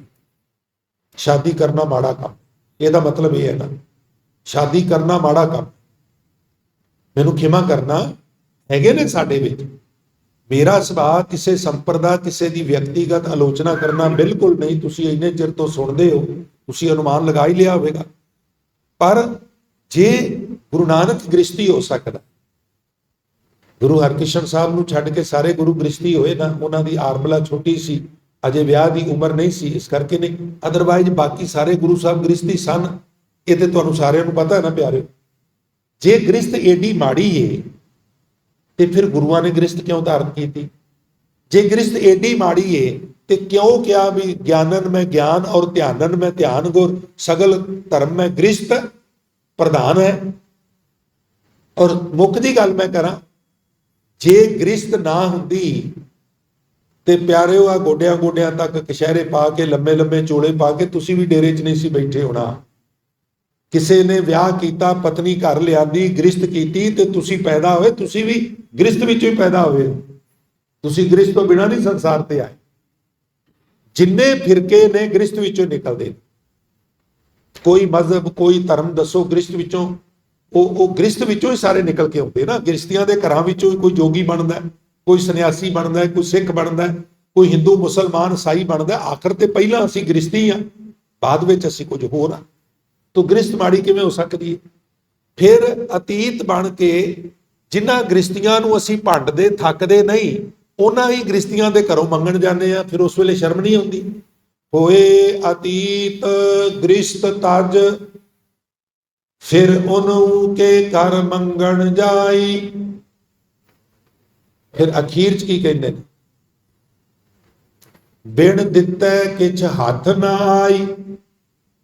ਇੱਕ ਹੋਰ ਥਾਂ ਤੇ ਲਿਖਦੇ ਨੇ, ਦਿੱਤਾ ਲਈਏ ਆਪਣਾ, ਅਣ ਦਿੱਤਾ ਕਿਛ ਹੱਥ ਨਾ ਆਵੇ। ਤੇ ਦੇ ਕੌਣ ਸਕਦਾ? ਜਿਹਦੇ ਕੋਲ ਹੈ। ਹੁੰਦਾ ਕਿਹਦੇ ਕੋਲ? ਜਿਹੜਾ ਉਦਮ ਕਰਦਾ। ਤੇ ਉਦਮ ਤੇ ਹੁਣ ਭਿਕਸ਼ੂ ਤੇ ਕਰ ਨਹੀਂ ਸਕਦਾ। ਉਹਨੂੰ ਤੇ ਹੁਕਮ ਹੈ ਵੀ ਤੂੰ ਕੰਮ ਕਰਨਾ ਨਹੀਂਗਾ। ਉਹਦੇ ਕਹਿੰਦੇ ਹਾਟੀ ਬਾਟੀ ਰਹੇ ਨਰਾਲੇ। ਤੇ ਫਿਰ ਉਹ ਕਿਵੇਂ ਗ੍ਰਸਤ ਕਰਨਗੇ, ਕਿਵੇਂ ਕਮਾਈ ਕਰਨਗੇ? ਤੇ ਜਿੰਨਾ ਚਿਰ ਕਮਾਈ ਨਹੀਂ ਕਰਦੇ, ਕਿਸੇ ਦੇ ਹੱਥ ਤੇ ਹੱਥ ਕਿਵੇਂ ਰੱਖਣਗੇ? ਉਹ ਪੰਕਤੀਆਂ ਮੂਰਤੀਮਾਨ ਕਿਵੇਂ ਹੋਣਗੀਆਂ? ਘਾਲ ਖਾਏ ਕਿਛ ਹੱਥੋਂ ਦੇ, ਨਾਨਕ ਰਾਹ ਪਛਾਣੇ ਸੇ। ਤੋ ਸਮੁੱਚੇ ਸ਼ਬਦ ਦਾ ਜੋ ਨਿਚੋੜ ਹੈ ਉਹ ਇਹ ਹੈ ਕਿ ਗ੍ਰਸਤ ਵਿੱਚ ਰਹਿ ਕੇ ਜ਼ਿੰਮੇਵਾਰੀਆਂ ਨੂੰ ਨਿਭਾਉਂਦਿਆਂ ਹੋਇਆਂ, ਕਿਰਤਕਾਰ ਕਰਦਿਆਂ ਹੋਇਆਂ ਅਸੀਂ ਨਿਰੰਕਾਰ ਨੂੰ ਜਪੀਏ। ਜਦੋਂ ਜੋਗੀ ਮਹਾਰਾਜ ਨੂੰ ਪੁੱਛਦੇ ਨੇ ਵੀ ਦੁਨੀਆ ਸਾਗਰ ਦੁੱਤਰ ਕਹੀ ਹੈ, ਕਿਉਂ ਕਰ ਪਾਈਏ ਪਾਰੋ? ਚਰਪਟ ਬੋਲੇ ਅਵਧੂ, ਨਾਨਕ ਦੇ ਸੱਚਾ ਵਿਚਾਰੋ। ਚਰਪਟ ਜੋਗੀ ਦਾ ਨਾਂ ਹੈ ਸਾਧ ਸੰਗਤ ਜੀ। ਇਹ ਜਿਹੜਾ ਦੁਨੀਆ ਦਾ ਸਾਗਰ ਹੈ ਬੜਾ ਦੁੱਤਰ ਹੈ। ਦੁੱਤਰ ਮੈਨੇ ਦੁਸ਼ਤਰ ਹੈ, ਦੁਸ਼ਤਰ ਮੈਨੇ ਔਖਾ ਤਰਿਆ ਜਾਣ ਵਾਲਾ। ਦੁਨੀਆ ਸਾਗਰ ਦੁੱਤਰ ਕਹੀ ਹੈ, ਕਿਉਂ ਕਰ ਪਾਈਏ ਪਾਰੋ? ਇਹਨੂੰ ਕਿਵੇਂ ਪਾਰ ਹੋਈਏ ਇਹਦੇ ਤੋਂ? ਚਰਪਟ ਬੋਲੇ ਅਵਧੂ, ਨਾਨਕ ਦੇ ਸੱਚਾ ਵਿਚਾਰੋ। ਨਾਨਕ ਜੀ ਦੱਸੋ, ਸੱਚੀ ਵਿਚਾਰ ਦੱਸੋ, ਸਾਨੂੰ ਭਵ ਸਾਗਰ ਤੋਂ ਪਾਰ ਹੋਣ ਦਾ ਤਰੀਕਾ ਦੱਸੋ। ਮਹਾਰਾਜ ਕਹਿੰਦੇ ਵੀ ਭਗੌੜੇ ਨਹੀਂ ਹੋਣਾ, ਧੀਆਂ ਪੁੱਤਰਾਂ ਨੂੰ ਵਿਲਕਦੇ ਹੋਏ ਛੱਡ ਕੇ ਜੰਗਲਾਂ 'ਚ ਨਹੀਂ ਜਾਣਾ, ਪਹਾੜਾਂ ਦੀਆਂ ਕੰਦਰਾਂ 'ਚ ਨਹੀਂ ਜਾਣਾ, ਇਹਨਾਂ ਦੇ ਵਿੱਚ ਹੀ ਰਹਿਣਾ ਤੇ ਨਾਮ ਜਪਣਾ। ਮਹਾਰਾਜ ਇਹ ਕਿਵੇਂ ਹੋ ਸਕਦਾ? ਮਹਾਰਾਜ ਕਹਿਣਗੇ ਹੋ ਸਕਦਾ। ਕਿਵੇਂ ਹੋ ਸਕਦਾ? ਹਜ਼ੂਰ ਕਹਿਣਗੇ ਜੈਸੇ ਜਲ ਮੈਂ ਕਮਲ ਨਿਰਾਲਮ ਮੁਰਗਾਈ ਨੈਸਾਨ। ਦੋ ਉਦਾਹਰਨਾਂ ਦਿੱਤੀਆਂ, ਇੱਕ ਕਮਲ ਦੀ, ਇੱਕ ਮੁਰਗਾਬੀ ਦੀ। ਹੁਣ ਵੇਖੋ, ਜੇ ਕੋਈ ਕਾਂ ਪਾਣੀ ਵਿੱਚ ਨਹਾਏ ਨਾ ਤੇ ਉਹ ਕਵੇ ਨਹਾਉਂਦਾ ਨਹਾਉਂਦਾ ਸਿੱਧਾ ਉੱਡ ਜਾ, ਨਹੀਂ ਉੱਡ ਸਕਦਾ। ਥੋੜਾ ਜਿਹਾ ਪਿੱਛੇ ਹਟ ਕੇ ਖੰਭ ਛੱਡਣੇ ਪੈਂਦੇ, ਥੋੜੇ ਜਿਹੇ ਸੁਕਾਣੇ ਪੈਂਦੇ, ਪਰਵਾਜ਼ ਨਹੀਂ ਲੈ ਸਕਦਾ। ਪਰ ਮੁਰਗਾਬੀ ਪਾਣੀ ਵਿੱਚ ਤੈਰ ਰਹੀ ਹੈ, ਕਦੀ ਡੁਬਕੀ ਲਾ ਕੇ ਥੱਲੇ ਚਲੀ ਜਾਂਦੀ ਹੈ, ਕਦੀ ਉੱਤੇ ਆ ਜਾਂਦੀ ਹੈ। ਉਹਨੂੰ ਪਤਾ ਲੱਗੇ ਵੀ ਇੱਕ ਪਾਸੇ ਬੰਦੂਕ ਲੈ ਕੇ ਬੰਦਾ ਲੰਮਾ ਪਿਆ ਮੇਰੀ ਸ਼ਿਸ਼ਟ ਬਣਾ ਰਿਹਾ, ਉਹ ਪਾਣੀ ਵਿੱਚੋਂ ਸਿੱਧੀ ਪ੍ਰਵਾਹ ਜਿਹੜੀ ਹੈ ਆਕਾਸ਼ ਵਿੱਚ ਲੈ ਜਾਏਗੀ। ਕਿਉਂ ਲੈ ਜਾਏਗੀ? ਕਿਉਂਕਿ ਉਹਦੇ ਖੰਭ ਵਾਟਰਪ੍ਰੂਫ ਨੇ, ਉਹ ਭਿੱਜਦੇ ਨਹੀਂ, ਉਹ ਸਿੱਧੀ ਪ੍ਰਵਾਹ ਲੈ ਜਾ। ਤੂੰ ਆਪਣੇ ਆਪ ਨੂੰ ਇਸ ਤਰ੍ਹਾਂ ਦਾ ਬਣਾਉਣਾ ਹੈ, ਰਹਿਣਾ ਸੰਸਾਰ ਵਿੱਚ ਔਰ ਅੰਜਨ ਮਾਹੇ ਨਿਰੰਜਨ ਰਹੀਏ, ਬੌਰ ਨਾ ਭਵਜਲ ਪਾਇਆ। ਹੁਣ ਤੁਸੀਂ ਬੜੀ ਉਰਵਰਕ ਭਰਪੂਰ ਜ਼ਮੀਨ ਹੋਵੇ ਨਾ ਸਾਧ ਸੰਗਤ, ਉੱਥੇ ਤੁਸੀਂ ਕਮਲ ਉਗਾਉਣਾ ਚਾਹੋ, ਨਹੀਂ ਉਗੇ। ਸਾਡੇ ਤੇ ਇੱਥੇ ਖੇਤੀਬਾੜੀ ਯੂਨੀਵਰਸਿਟੀ ਹੈ, ਇੰਨੇ ਐਕਸਪਰਟ ਤੇ ਕਿਸੇ ਸਟੇਟ 'ਚ ਹੈ ਨਹੀਂ। ਬਨਸਪਤੀ ਦੇ ਐਕਸਪਰਟ ਜਿੰਨੇ ਸਾਡੇ ਕੋਲ ਨੇ, ਸਾਡੇ ਸ਼ਹਿਰ ਵਿੱਚ ਨੇ, ਇਹਨੇ ਤੇ ਮੇਰੇ ਨਾਲ ਸਾਰੀ ਇੰਡੀਆ ਵਿੱਚ ਨਹੀਂ, ਕਿਉਂਕਿ ਪਹਿਲੀ ਯੂਨੀਵਰਸਿਟੀ ਹੈ, ਖੇਤੀਬਾੜੀ ਦੀ ਪਹਿਲੀ ਯੂਨੀਵਰਸਿਟੀ ਹੈ ਇੰਡੀਆ ਦੀ, ਲਿਹਾਜ਼ਾ ਉਹਨਾਂ ਕੋਲ ਐਕਸਪੀਰੀਅੰਸ ਵੀ। ਪੁੱਛ ਕੇ ਵੇਖ ਲਓ, ਜਦੋਂ ਕਮਲ ਉੱਗੇਗਾ ਗੰਦਗੀ ਚੁੱਕੇਗਾ, ਚਿੱਕੜ ਚੁੱਕੇਗਾ, ਉੱਗੇਗਾ ਚਿੱਕੜ 'ਚ, ਪਰ ਮਜ਼ਾਲ ਇਹ ਵੀ ਇੱਕ ਕਤਰੇ ਦਾ 1000ਵਾਂ ਹਿੱਸਾ ਵੀ ਚਿੱਕੜ ਉਹਨੂੰ ਲੱਗ ਸਕੇ, ਨਹੀਂ ਲੱਗੇ। ਚਿੱਕੜ ਨੂੰ ਨਾਲ ਨਹੀਂ ਲੱਗਣ ਦੇਣਾ, ਉਹ ਤਿਲਕ ਜਾਂਦਾ। ਉਹਦੀ ਬੰਤਰ ਵਾਗਰੂ ਨੇ ਇਸ ਤਰ੍ਹਾਂ ਦੀ ਬਣਾਈ। ਉਗਦਾ ਕਮਲ ਵਿੱਚ ਹੈ, ਇਸ ਲਈ ਕਮਲ ਜਦੋਂ ਖਿੜੇਗਾ ਉਹ ਚਿੱਕੜ ਵਿੱਚ ਖਿੜੇਗਾ। ਚਿੱਕੜ ਕੀ ਹੈ? ਇਹ ਸੰਸਾਰ, ਜਿੱਥੇ ਵਿਸ਼ੇ ਵਿਕਾਰਾਂ ਦੀ ਭਰਮਾਰ ਹੈ, ਜਿੱਥੇ ਪਦਾਰਥਵਾਦ ਦੀ ਭਰਮਾਰ ਹੈ, ਜਿੱਥੇ ਫੁਰਨਿਆਂ ਦੀ ਭਰਮਾਰ ਹੈ। ਜਦੋਂ ਵੀ ਬਾਤ ਬਣੇਗੀ ਉਹ ਸੰਸਾਰ ਵਿੱਚ ਰਹਿ ਕੇ, ਲੋਕਾਂ ਵਿੱਚ ਰਹਿ ਕੇ ਬਣੇਗੀ, ਜੰਗਲ ਵਿੱਚ ਭੱਜ ਕੇ ਨਹੀਂ ਬਣੇਗੀ। ਮਹਾਰਾਜ ਕਹਿਣ ਲੱਗੇ, ਜੈਸੇ ਜਲ ਮੈਂ ਕਮਲ ਨਿਰਾਲਮ, ਮੁਰਗਾਈ ਨਹਿ ਸਾਣੈ, ਸੁਰਤ ਸ਼ਬਦ ਭਵ ਸਾਗਰ ਤਰੀਏ। ਭਾਈ ਸੁਰਤ ਨੂੰ ਸ਼ਬਦ ਵਿੱਚ ਜੋੜ ਕੇ, ਹੁਣ ਪਿਆਰੇ, ਸੁਰਤ ਨੂੰ ਸ਼ਬਦ ਵਿੱਚ ਜੋੜਨਾ ਕੀ ਹੈ? ਇਹ ਕਿਵੇਂ ਜੁੜੇ? ਆਪਾਂ ਰੋਜ਼ ਗੱਲਾਂ ਕਰਨੇ ਆ, ਮੈਂ ਤੁਹਾਨੂੰ ਸੁਣਾਉਣਾ, ਤੁਸੀਂ ਸੁਣਦੇ ਹੋ, ਪਰ ਜੁੜਦੀ ਤੇ ਕਿਸੇ ਕਰੋੜਾਂ ਚੋਂ ਇੱਕ ਦੀ ਹੈ। ਵਜ੍ਹਾ ਕੀ ਹੈ? ਇਹਦੇ ਵਿੱਚ ਕੋਈ ਸਾਡੀ ਸਹਾਇਤਾ ਨਹੀਂ ਕਰ ਸਕਦਾ। ਇਹਦੇ ਵਾਸਤੇ ਆਪ ਹੀ ਉਦਮ ਕਰਨਾ ਪਏਗਾ, ਬੈਠਣਾ ਪਵੇਗਾ। ਫਿਰ ਕੀ ਕਰਨਾ ਪਏਗਾ? ਮੇਰਾ ਜਿਹੜਾ ਨਿੱਜੀ ਤਜਰਬਾ ਹੈ ਮੈਂ ਉਹ ਤੁਹਾਡੇ ਨਾਲ ਸਾਂਝਾ ਕਰਦਾ। ਬੈਠ ਕੇ ਕੁਛ ਨਹੀਂ ਕਰਨਾ। ਮੈਂ ਕਹਿੰਦਾ ਵਾਗਰੂ ਵਾਗਰੂ ਹੀ ਨਾ ਕਰੋ, ਸਟਾਰਟਿੰਗ ਪ੍ਰਾਇਮਰੀ 'ਚ ਕੁਛ ਨਹੀਂ ਕਰਨਾ। ਫਿਰ ਕੀ ਕਰਨਾ ਹੈ? ਸਿਰਫ ਕੇਅਰ ਕਰਨਾ ਹੈ ਆਪਣੇ ਆਪ। ਮੇਰੇ ਅੰਦਰ ਕੀ ਚੱਲ ਰਿਹਾ? ਫੁਰਨੇ ਆ ਰਹੇ ਨੇ? ਹਾਂਜੀ ਆ ਰਹੇ ਨੇ। ਕਿੱਦਾਂ ਦੇ ਆ ਰਹੇ ਨੇ? ਚੰਗੇ ਆ ਰਹੇ ਨੇ ਜਾਂ ਮੰਦੇ ਆ ਰਹੇ ਨੇ? ਜੇ ਉਹ ਮੰਦੇ ਆ ਰਹੇ ਨੇ ਤੇ ਉਹਨਾਂ ਨੂੰ ਰੋਕਣਾ। ਮੂੰਦ ਲੀਏ ਦਰਵਾਜ਼ੇ ਬੰਦ ਕਰ ਦੇਣੇ ਨੇ ਉਹਨਾਂ ਦੇ। ਇਹ ਸਹਿਲੇ ਨਹੀਂ ਹੁੰਦੇ, ਆਸਾਨੀ ਨਾਲ ਨਹੀਂ ਹੁੰਦੇ, ਪਰ ਹੁੰਦੇ ਹੀ ਨਹੀਂ, ਐਸਾ ਵੀ ਨਹੀਂ, ਹੋ ਜਾਂਦੇ। ਲਗਾਤਾਰ ਘੁਲਣਾ ਪੈਂਦਾ ਮਨ। ਜਦੋਂ ਲਗਾਤਾਰ ਇਹਨੂੰ ਕੇਅਰ ਕਰਾਂਗੇ, ਹੁਣ ਸਾਡੀ ਤੇ ਸਾਰੀ એનર્ਜੀ ਦੂਜਿਆਂ ਨੂੰ ਕੇਅਰ ਕਰਨ ਤੇ ਲੱਗੀ ਹੈ ਨਾ, ਵੀ ਕੌਣ ਕਿੱਥੇ ਜਾਂਦਾ ਹੈ, ਕਿੱਥੋਂ ਆਉਂਦਾ ਹੈ, ਫਲਾਣੇ ਦੇ ਘਰ ਰਿਸ਼ਤੇਦਾਰ ਆ ਗਏ ਨੇ, ਫਲਾਣੀ ਗੱਡੀ ਤੇ ਆਏ ਨੇ, ਫਲਾਣਾ ਫਲਾਣੇ ਕੋਲ ਖਲੋਤਾ ਸੀ, ਫਲਾਣੀ ਫਲਾਣੇ ਕੋਲ ਖਲੋਤੀ ਸੀ, ਮੈਨੂੰ ਖਿਮਾ ਕਰਨਾ। ਇਸ ਤਰ੍ਹਾਂ ਦਾ ਬੰਦਾ ਕਦੀ ਮੰਜ਼ਿਲ ਤੇ ਨਹੀਂ ਪਹੁੰਚ ਸਕਦਾ। ਉਹਦੀ ਸਾਰੀ એનર્ਜੀ ਤੇ ਲੋਕਾਂ ਨੂੰ ਕੇਅਰ ਕਰਨ ਵਿੱਚ ਹੀ ਲੱਗ ਜਾਂਦੀ ਹੈ। ਉਹ ਚੱਲਿਆ ਲੋਕ ਕੀ ਕਰਦੇ ਨੇ, ਕਦੀ ਇਹ ਵੀ ਤੇ ਸੋਚਿਆ ਕਰ ਮੈਂ ਕੀ ਕਰਨਾ। ਕਮ ਸੇ ਕਮ ਸੌਣ ਲੱਗਿਆ 2 ਮਿੰਟ ਬੈਠ ਕੇ ਬੈੱਡ ਤੇ ਲੇਟਣ ਤੋਂ ਪਹਿਲਾਂ ਸਵੇਰ ਤੋਂ ਸ਼ਾਮ ਤੱਕ ਦੀ ਸਾਰੀ ਐਕਟੀਵਿਟੀ ਤੇ ਪੰਛੀ ਝਾਤ ਮਾਰ ਲਈਏ, ਕੀ ਠੀਕ ਕੀਤਾ ਤੇ ਕੀ ਗਲਤ ਕੀਤਾ। ਸ਼ਾਇਦ ਅਗਲੇ ਦਿਨ ਤੇਰਾ ਜਿਉਣ ਦਾ ਤਰੀਕਾ ਬਦਲ ਜਾਏ। ਔਰ ਇਸ ਕਦਰ ਇਹ ਇੱਕ ਮੂਵਮੈਂਟ ਸ਼ੁਰੂ ਹੋਈ ਹੈ, ਦੂਜਿਆਂ ਨੂੰ ਕੇਅਰ ਕਰਨਾ। ਸੈਟੇਲਾਈਟ ਚੈਨਲ ਉੱਪਰ ਆਕਾਸ਼ ਵਿੱਚ ਨੇ, ਕਿਤੇ ਵੀ ਕੋਈ ਐਕਟੀਵਿਟੀ ਹੋ ਰਹੀ ਹੈ, ਉਹ ਕੈਚ ਹੋ ਰਹੀ ਹੈ, ਚੰਗੀ ਗੱਲ ਹੈ। ਮੈਂ ਉਹਨੂੰ ਕੰਡੈਮ ਨਹੀਂ ਕਰਦਾ ਵੀ ਨਹੀਂ ਹੋਣਾ ਚਾਹੀਦਾ। ਚੱਪੇ ਚੱਪੇ ਤੇ ਜੰਗਲਾਂ ਵਿੱਚ, ਸਮੁੰਦਰਾਂ ਵਿੱਚ, ਪਹਾੜਾਂ ਵਿੱਚ, ਮੈਦਾਨੀ ਇਲਾਕੇ ਵਿੱਚ, ਗਲੀਆਂ ਵਿੱਚ, ਬਾਜ਼ਾਰਾਂ ਵਿੱਚ, ਗੁਰਦੁਆਰਿਆਂ ਵਿੱਚ, ਮੰਦਿਰਾਂ ਵਿੱਚ, ਮਸੀਤਾਂ ਵਿੱਚ, ਗਲੀਆਂ ਘਰਾਂ ਵਿੱਚ ਕੈਮਰੇ ਲੱਗੇ ਹੋਏ ਨੇ। ਵਾਚ ਕਰੋ ਕੌਣ ਕੀ ਕਰ ਰਿਹਾ। ਪਰ ਥੋੜੀ ਜਿਹੀ ਵੀ ਵਾਚ ਕਰ ਲਈਏ, ਮੈਂ ਕੀ ਕਰ ਰਿਹਾ ਹਾਂ, ਮੇਰੇ ਅੰਦਰ ਕੀ ਚੱਲ ਰਿਹਾ, ਮੇਰੇ ਅੰਦਰ ਫੁਰਨੇ ਕਿੱਦਾਂ ਦੇ ਆ ਰਹੇ ਨੇ, ਮੇਰੇ ਪਲੇਟਫਾਰਮ ਤੇ ਕੀ ਕੁਝ ਵਾਪਰ ਰਿਹਾ। ਉਹ ਜਿਹੜੀ ਗੱਲ ਹੈ ਅਧਿਆਤਮਕਵਾਦ ਵਾਲੀ, ਉਹ ਏਦਾਂ ਵਾਪਰਨੀ ਹੈ, ਉਹ ਸੀਸੀਟੀਵੀ ਕੈਮਰੇ ਨਾਲ ਨਹੀਂ ਵਾਪਰਨੀ।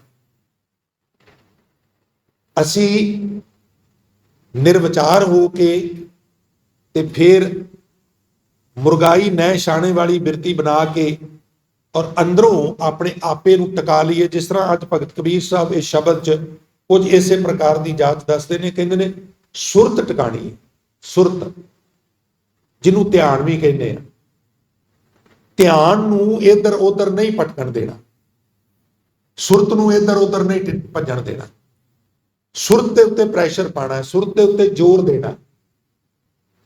ਮੈਂ ਕੀ ਕਰਨਾ, ਸੁਰਤ ਸਿਮਰਤ ਦੋਏ ਕੰਨੀ ਮੁੰਦਰਾ, ਮੈਂ ਕੰਨਾਂ 'ਚ ਮੁੰਦਰਾ ਨਹੀਂ ਪਾਉਂਦਾ, ਉਹਦੀ ਥਾਂ ਤੇ ਸ਼ਬਦ ਵਿੱਚ ਸੁਰਤ ਤੇ ਧਿਆਨ ਜੋੜਨਾ। ਪਰਮਿਤ ਬਾਹਰ ਖਿੰਥਾ, ਆ ਜਿਹੜੀ ਗੋਦੜੀ ਪਾਉਂਦੇ ਨੇ, ਇਹਦੀ ਥਾਂ ਤੇ ਮੈਂ ਯਥਾਰਥ ਗਿਆਨ ਹਾਸਲ ਕੀਤਾ, ਕਿਤਾਬੀ ਗਿਆਨ ਨਹੀਂ, ਯਥਾਰਥ ਗਿਆਨ। ਯਥਾਰਥ ਗਿਆਨ ਕੀ, ਮੈਂ ਕੌਣ ਆ, ਮੈਂ ਕੌਣ। ਜੇ ਤੇ ਮੈਂ ਯਥਾਰਥ ਗਿਆਨ ਨਹੀਂ ਹਾਸਲ ਕੀਤਾ ਤੇ ਫਿਰ ਕਹਾਂਗਾ ਮੈਂ ਜਸਵਿੰਦਰ ਸਿੰਘ। ਤੇ ਜੇ ਯਥਾਰਥ ਗਿਆਨ ਆ ਗਿਆ, ਫਿਰ ਪਤਾ ਕੀ ਕਹਿੰਦਾ ਬੰਦਾ, ਮੈਂ ਕੌਣ ਹਾਂ, ਮੈਂ ਆਤਮਾ। ਕਿੱਥੋਂ ਆਇਆ ਹਾਂ, ਦਰਗਾਹ ਚੋਂ ਆਇਆ। ਕੀ ਕਰਨ ਆਇਆ ਹਾਂ, ਆਇਓ ਸੁਣਨ ਪੜਨ ਕੋ ਬਾਣੀ। ਫਿਰ ਤੁਸੀਂ ਸਮਝ ਸਕਦੇ ਹੋ ਵੀ ਬੰਦਾ ਥੋੜਾ ਜਿਹਾ ਜਾਗ ਗਿਆ, ਥੋੜਾ ਜਿਹਾ ਜਾਗ ਗਿਆ। ਯਥਾਰਥ ਗਿਆਨ ਇਹਨੂੰ ਕਹਿੰਦੇ। ਪਰਮਿਤ ਦੇ ਅਰਥ ਯਥਾਰਥ ਗਿਆਨ। ਪਰਮਿਤ ਬਾਹਰ ਖਿੰਥਾ, ਜਿਹੜੀ ਬਾਹਰ ਗੋਦੜੀ ਲਈ ਹੋਈ ਏ, ਇਹਦੀ ਥਾਂ ਤੇ ਮੈਂ ਯਥਾਰਥ ਗਿਆਨ ਹਾਸਲ ਕੀਤਾ। ਹੋਰ ਕੀ ਕੀਤਾ, ਸੁਨ ਗੁਫਾ ਮੈਂ ਆਸਣ ਬੈਸਣ। ਪਹਾੜਾਂ ਵਿੱਚ ਕੋਈ ਗੁਫਾ ਜੀ ਲੱਭ ਕੇ ਨਾ, ਕਈ ਵਾਰ ਜੋਗੀ ਉਹਨਾਂ ਦੇ ਵਿੱਚ ਵੜ ਕੇ ਮੈਡੀਟੇਸ਼ਨ ਕਰਦੇ ਨੇ। ਮੈਂ ਕੀ ਕੀਤਾ ਹੈ, ਮੈਂ ਗੁਫਾ ਦੀ ਥਾਂ ਤੇ ਆਪਣੇ ਆਪ ਨੂੰ ਅੰਦਰੋਂ ਸੁੰਨ ਕਰ ਲਿਆ। ਸੁੰਨ ਸਮਝਿਆ ਜੀ, ਪੈਰ ਦਾ ਆਪਰੇਸ਼ਨ ਕਰਨਾ ਹੈ ਤੇ ਝੁਕਣੇ ਤੋਂ ਲੈ ਕੇ ਲੱਤ ਤੱਕ ਉਹਨੂੰ ਸੁੰਨ ਕਰ ਲਿਆ, ਇੰਜੈਕਸ਼ਨ ਲਾ ਦਿੱਤਾ, ਹੁਣ ਇਹਨੂੰ ਦਰਦ ਨਹੀਂ ਹੋਵੇਗੀ। ਇਸ ਤਰ੍ਹਾਂ ਸੁੰਨ ਸ਼ੂਨਯ ਕੇ ਇਹਦੇ ਅਰਥ ਕੀਤੇ ਨੇ। ਅਫੁਰ ਅਵਸਥਾ, ਜਿੱਥੇ ਜਾ ਕੇ ਮਨ ਵਿੱਚ ਫੁਰਨੇ ਵੀ ਨਾ ਹੋਣ। ਫੁਰਨੇ ਵੀ ਨੁਕਸਾਨ ਕਰਦੇ ਨਾ। ਕਿੱਦਾਂ, ਅਸੀਂ ਬਾਹਰ ਨਿਕਲੀਏ, ਸਾਨੂੰ ਕੋਈ ਬੰਦਾ 4 ਬੰਦਿਆਂ 'ਚ ਰੋਕ ਕੇ ਕਵੇ ਕੀ ਹਾਲ ਹੈ ਜੀ, ਠੀਕ ਹੈ ਜੀ, ਕਿਸੇ ਵਿਅਕਤੀ ਸੈਕੰਡ ਪਰਸਨ ਦਾ ਨਾਮ ਲੈ ਕੇ ਉਹਨਾਂ ਨੂੰ ਜਾਣਦੇ ਹੋ, ਹਾਂਜੀ ਜਾਣਦੇ ਆ। ਫਿਰ ਅਗਲੀ ਗੱਲ ਕਵੇ, ਮਹਾਰਾਜ ਪਤਾ ਨਹੀਂ ਕੀ ਗੱਲ ਹੈ, ਅੱਜ ਉਹ ਤੁਹਾਡੇ ਬਾਰੇ ਬੜਾ ਊਤ ਪੜਾਂਗ ਬੋਲ ਰਿਹਾ ਸੀ, ਕੀ ਬੋਲ ਰਿਹਾ ਸੀ। ਫਿਰ ਉਹ 2-3 ਗੱਲਾਂ ਉਸ ਤਰ੍ਹਾਂ ਦੀਆਂ ਦੱਸਦਾ। ਉਹ ਉੱਥੇ ਬੈਠਾ ਹੈ, ਤੁਸੀਂ 10 ਕਿਲੋਮੀਟਰ 20 ਕਿਲੋਮੀਟਰ 100 ਕਿਲੋਮੀਟਰ 1000 ਕਿਲੋਮੀਟਰ ਦੂਰ ਬੈਠੇ ਹੋ, ਔਰ ਫਿਰ ਤੁਸੀਂ ਵੇਖੋ ਵੀ ਇੱਥੇ ਖੜਾ ਬੰਦਾ ਕਿਵੇਂ ਅੱਗ ਬਬੂਲਾ ਹੋ ਗਿਆ। ਕ੍ਰੋਧ ਦਾ ਜਜ਼ਬਾ ਆਇਆ, ਤੁਹਾਨੂੰ ਕਿਸੇ ਨੇ ਕ੍ਰੋਧ ਦਵਾਇਆ ਹੈ, ਤੇ ਸਾਰਾ ਸਰੀਰ ਇਸ ਤਰ੍ਹਾਂ ਹੋ ਜਾਂਦਾ ਹੈ ਜਿਵੇਂ ਕਿਸੇ ਕੱਪੜੇ ਨੂੰ ਧੋਣ ਤੋਂ ਬਾਅਦ ਨਿਚੋੜ ਕੇ ਛੰਡ ਕੇ ਤਾਰ ਤੇ ਸੁੱਕਣੇ ਪਾਈਦਾ ਨਾ, ਹਿੱਲ ਜਾਂਦਾ ਵਿਚਾਰਾ ਸਾਰਾ। ਇਸ ਤਰ੍ਹਾਂ ਕ੍ਰੋਧ ਬੰਦੇ ਨੂੰ ਹਿਲਾ ਕੇ ਚਲਾ ਜਾਂਦਾ। ਇਹਨੂੰ ਤੇ ਮਰਦ ਕਹਿੰਦੇ ਕਾਮ ਕ੍ਰੋਧ ਕਾਇਆ ਕੋ ਗੱਲ ਹੈ। ਕ੍ਰੋਧ ਇੰਪਲੀਮੈਂਟ ਕਰਨ ਨਾਲ ਨੁਕਸਾਨ ਕਰਦਾ, ਇਹ ਨਹੀਂ। ਕਾਮ ਇੰਪਲੀਮੈਂਟ ਹੋਣ ਨਾਲ ਨੁਕਸਾਨ ਕਰਨ ਨਹੀਂ, ਇਹਨਾਂ ਦਾ ਖਿਆਲ ਵੀ ਆ ਗਿਆ ਤੇ ਨੁਕਸਾਨ ਕਰਦਾ, ਇਹਨਾਂ ਦੇ ਫੁਰਨੇ ਵੀ ਆ ਜਾਣ ਤੇ ਨੁਕਸਾਨ ਕਰਦੇ। ਕਾਮ ਦਾ ਫੁਰਨਾ ਫਿਜ਼ੀਕਲੀ ਪੱਖੋਂ, ਆਤਮਕ ਪੱਖੋਂ ਨੁਕਸਾਨ ਕਰਦਾ, ਕ੍ਰੋਧ ਦਾ ਫੁਰਨਾ ਨੁਕਸਾਨ ਕਰਦਾ। ਇਸ ਲਈ ਇਹਨਾਂ ਬਾਰੇ ਸਪੈਸ਼ਲ ਲਿਖਿਆ, ਕਾਇਆ ਕੋ ਗੱਲ ਹੈ ਜਿਉ ਕੰਚਨ ਸੁਹਾਗਾ ਟਲ ਹੈ। ਹੁਣ ਕੀ ਹਾਲ ਕਰਦਾ ਸੋਨੇ ਦਾ ਸੁਹਾਗਾ, ਬਿਲਕੁਲ ਇਨ ਬਿਨ ਇਸ ਤਰ੍ਹਾਂ ਕਾਮ ਤੇ ਕ੍ਰੋਧ ਸਾਡੇ ਸਰੀਰ ਦਾ ਤਹਿਸ ਨਹਿਸ ਕਰਦੇ ਨੇ। ਇਸ ਲਈ ਸੁੰਨ, ਮੈਂ ਅੰਦਰੋਂ ਸੁੰਨ ਹੋ ਗਿਆ, ਅੰਦਰੋਂ ਮੈਂ ਮੇਰੇ ਉੱਤੇ ਕੋਈ ਅਸਰ ਨਹੀਂ ਇਹਨਾਂ ਫੁਰਨਿਆਂ ਨੂੰ, ਮੈਂ ਇਹਨਾਂ ਨੂੰ ਆਉਣ ਹੀ ਨਹੀਂ ਦਿੰਦਾ। ਨਾ ਕਾਮ ਦਾ ਫੁਰਨਾ, ਨਾ ਕ੍ਰੋਧ ਦਾ, ਨਾ ਲੋਭ ਮੋਹ ਹੰਕਾਰ ਦਾ, ਨਾ ਤ੍ਰਿਸ਼ਨਾ ਦਾ, ਨਾ ਈਰਖਾ ਦਾ, ਕੋਈ ਫੁਰਨਾ ਨਹੀਂ। ਇਹਨੂੰ ਕਹਿੰਦੇ ਸੁੰਨ। ਉਹ ਗੁਫਾ ਵਿੱਚ ਬੈਠਦੇ ਨੇ, ਮੈਂ ਆਪਣੇ ਅੰਦਰ ਹੀ ਇੱਕ ਗੁਫਾ ਬਣਾ ਲਈ, ਉੱਥੇ ਆਪਣੀ ਸੁਰਤ ਨੂੰ ਟਿਕਾ ਲਿਆ, ਅਫੁਰ ਅਵਸਥਾ ਵਿੱਚ ਚਲਾ ਗਿਆ। ਸੁੰਨ ਗੁਫਾ ਮੈਂ ਆਸਣ ਬੈਸਣ ਕਲਪ ਵਿਵਰਜਤ। ਕਲਪ ਕਹਿੰਦੇ ਕਲਪਨਾ, ਸਾਡੇ ਅੰਦਰ ਕੁਛ ਨਾ ਕੁਛ ਕਲਪਨਾਵਾਂ ਬਣਦੀਆਂ ਰਹਿੰਦੀਆਂ। ਪਹਿਲਾਂ ਅਸੀਂ ਸੰਕਲਪ ਆਉਂਦਾ ਮਨ 'ਚ, ਫਿਰ ਉਹਦਾ ਵਿਕਲਪ ਆਉਂਦਾ। ਸੰਕਲਪ ਕੁਛ ਕਰਨ ਦਾ ਹੁੰਦਾ, ਇਹਨੂੰ ਕਿੱਦਾਂ ਕਰਾਂ, ਫਿਰ ਉਹਦਾ ਜਿਹੜਾ ਸੋਲੂਸ਼ਨ ਦਿਮਾਗ ਲੱਭਦਾ ਉਹਨੂੰ ਲਿਟਰੇਰੀ ਬੋਲੀ 'ਚ ਵਿਕਲਪ ਕਹਿੰਦੇ। ਸੰਕਲਪ ਵਿਕਲਪ ਚੱਲਦੇ ਰਹਿੰਦੇ। ਸੁਪਨੇ ਕੀ ਨੇ, ਉਹ ਵੀ ਸੰਕਲਪ ਵਿਕਲਪ। ਜਦੋਂ ਅਸੀਂ ਸਰੀਰ ਸੁੱਤਾ ਹੁੰਦਾ, ਮਨ ਉਦੋਂ ਵੀ ਨਹੀਂ ਸੁੱਤਾ। 48 ਘੰਟਿਆਂ 'ਚ ਸਿਰਫ 5 7 10 ਸੈਕਿੰਡ ਮਨ ਰੈਸਟ ਕਰਦਾ। ਜੇ ਉਹ ਨਾ ਕਰੇ ਮਨੁੱਖ ਪਾਗਲ ਹੋ ਸਕਦਾ। ਉਹਨੂੰ ਕਹਿੰਦੇ ਨੇ ਸਖੋਪਤੀ ਜਾਂ ਸ਼ਸ਼ੋਪਤੀ। ਉਹ 48 ਘੰਟਿਆਂ 'ਚ ਇੱਕ ਵਾਰ ਸਾਡੇ ਤੁਹਾਡੇ ਤੇ ਅਵਸਥਾ ਹੁੰਦੀ। ਕਈ ਵਾਰ ਤੁਸੀਂ ਵੇਖਿਆ ਵੀ ਅਸੀਂ ਸੌਂ ਕੇ ਉੱਠਨੇ ਆ, ਅੱਜ ਲੱਗਦਾ ਜਿਵੇਂ ਸੁੱਤੇ ਨਹੀਂ। ਕਦੀ ਕਦੀ 48 ਘੰਟੇ ਵੀ ਲੰਘ ਜਾਂਦੇ ਨੇ, ਤੁਹਾਡੇ ਤੇ ਸ਼ਸ਼ੋਪਤੀ ਦੀ ਅਵਸਥਾ ਨਹੀਂ ਆਉਂਦੀ। ਮਨ ਆਰਾਮ ਨਹੀਂ ਕਰਦਾ, ਮਨ ਵਿਸ਼ਰਾਮ ਨਹੀਂ ਕਰਦਾ। ਲਿਹਾਜ਼ਾ ਲੱਗਦਾ ਵੀ ਅੱਜ ਵਿਸ਼ਰਾਮ ਨਹੀਂ ਕੀਤਾ। ਮੈਂ ਹੁਣ ਆਪਣੇ ਅੰਦਰ ਜਿਹੜੇ ਸੰਕਲਪ ਨੇ, ਜਿਹੜੀਆਂ ਕਲਪਨਾਵਾਂ ਨੇ, ਏਦਾਂ ਕਰਾਂਗਾ ਉਦਾਂ ਕਰਾਂਗਾ, ਕਲਪ ਵਿਵਰਜਤ, ਉਹਨਾਂ ਨੂੰ ਵਿਵਰਜਿਤ ਕਰ ਦਿੱਤਾ, ਉਹਨਾਂ ਨੂੰ ਮਨਾ ਕਰ ਦਿੱਤਾ। ਮੈਂ ਕਲਪਦਾ ਨਹੀਂਗਾ, ਪੰਥਾ, ਇਹ ਮੇਰਾ ਪੰਥ ਹੈ, ਇਹ ਮੇਰਾ ਧਰਮ ਹੈ। ਭਗਤ ਕਬੀਰ ਸਾਹਿਬ ਮਹਾਰਾਜ ਕਹਿੰਦੇ, ਮੇਰੇ ਰਾਜਨ ਮੈਂ ਬੈਰਾਗੀ ਜੋਗੀ, हे ਪ੍ਰਭੂ ਮੈਂ ਇਸ ਤਰ੍ਹਾਂ ਦਾ ਜੋਗੀ ਹਾਂ, ਮਰਤ ਨਾ ਸ਼ੋਗ ਬਿਯੋਗੀ, ਮੈਨੂੰ ਨਾ ਤੇ ਮੌਤ ਦਾ ਡਰ ਰਿਹਾ ਹੈ, ਨਾ ਮੇਰੇ ਅੰਦਰ ਕੋਈ ਕਿਸੇ ਕਿਸਮ ਦਾ ਸ਼ੋਕ ਚਿੰਤਾ ਹੈ, ਤੇ ਨਾ ਮੈਨੂੰ ਤੇਰੇ ਨਾਲ ਹੁਣ ਵਿਛੋੜਾ ਵਾਪਰ, ਵਿਛੋੜਾ ਵੀ ਨਹੀਂ ਰਿਹਾ, ਮੈਂ ਜਿੰਦੇ ਜੀ ਤੈਨੂੰ ਮਿਲ ਲਿਆ, ਕੋਈ ਚਿੰਤਾ ਵੀ ਨਹੀਂ ਰਹੀ, ਈਵਨ ਮੌਤ ਦਾ ਵੀ ਕੋਈ ਖੌਫ ਨਹੀਂ। ਮੈਂ ਇਸ ਤਰ੍ਹਾਂ ਦਾ ਜੋਗੀ ਬਣ ਗਿਆ। ਔਰ ਇਸ ਤਰ੍ਹਾਂ ਦਾ ਜੋਗੀ ਪ੍ਰਵਾਨ ਹੈ ਜਿਹੜਾ ਜੋਗੀ ਮੌਤ ਤੋਂ ਹੀ ਡਰਦਾ ਹੈ, ਚਿੰਤਾਵਾਂ 'ਚ ਹੀ ਗਰਸਿਆ ਹੋਇਆ, ਫਿਰ ਉਹ ਜੋਗੀ ਕਾਹਦਾ? ਜੋ ਗ੍ਰਹਿ ਕਰੇ ਤੋ ਧਰਮ ਕਰ, ਨਹੀਂ ਤਾਂ ਕਰ ਬੈਰਾਗ, ਬੈਰਾਗੀ ਬੰਧਨ ਕਰੇ ਤਾਂ ਕੋ ਵੱਡੋ ਪਾ, ਕੱਲ ਦੀ ਚਿੰਤਾ ਕਿੱਥੋਂ ਖਾਵਾਂਗਾ।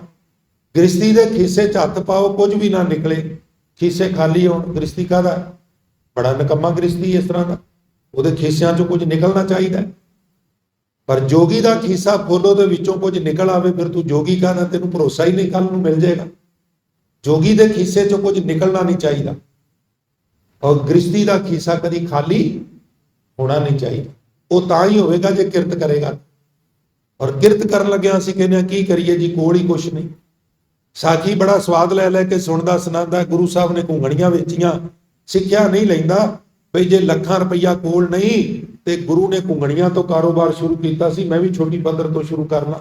Something is better than nothing. ਘੁੰਗਣੀਆਂ ਵਾਲੀ ਸਾਖੀ ਤੋਂ ਸਿੱਖਿਆ ਵੀ ਤੇ ਲਈਏ ਨਾ। ਜੇ ਤੇਰਾ ਗੁਰੂ ਬਿਲਕੁਲ ਛੋਟੀ ਪੱਧਰ ਤੋਂ ਕਾਰੋਬਾਰ ਸ਼ੁਰੂ ਕਰ ਸਕਦਾ ਤੇ ਤੂੰ ਕਿਉਂ ਨਹੀਂ ਕਰ ਸਕਦਾ? ਛੋਟੀ ਪੱਧਰ ਤੋਂ ਕਰ, ਹੌਲੀ ਹੌਲੀ ਤੇਰਾ ਐਡਾ ਵੱਡਾ ਲੰਗਰ ਚੱਲੇਗਾ, ਖਾ ਖਾ ਕੇ ਲੋਕੀ ਅੱਕ ਜਾਣਗੇ, ਦੰਦ ਡਿੱਗ ਪੈਣਗੇ, ਤੇਰਾ ਲੰਗਰ ਕਦੀ ਬੰਦ ਨਹੀਂ ਹੋਵੇਗਾ। ਇਹੋ ਕੁਛ ਹੋਇਆ ਨਾ।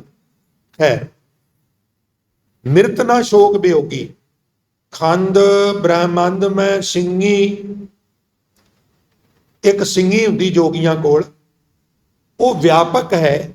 ਮੈਂ ਇਹ ਸਮਝ ਕੇ ਮਾਨੋ ਉਹ ਸਿੰਘੀ ਵਜਾ ਰਿਹਾ। ਖੰਡ ਬ੍ਰਹਮੰਡ ਮੈਂ ਸਿੰਘੀ, ਮੇਰਾ ਬਟੂਆ ਸਭ ਜਗ ਭਸਮਾ, ਧਾਰੀ ਸਿੰਘੀ ਤੇ ਵਿਸ਼ਰਾਮ ਦੇਣਾ। ਇੱਕ ਉਹਨਾਂ ਕੋਲ ਸਵਾਹ ਦਾ ਬਟੂਆ ਹੁੰਦਾ, ਉਹਦੇ ਸਵਾਹ ਪਾ ਕੇ ਰੱਖਦੇ, ਰੋਜ਼ ਪਿੰਡੇ ਤੇ ਮਲਦੇ ਨੇ।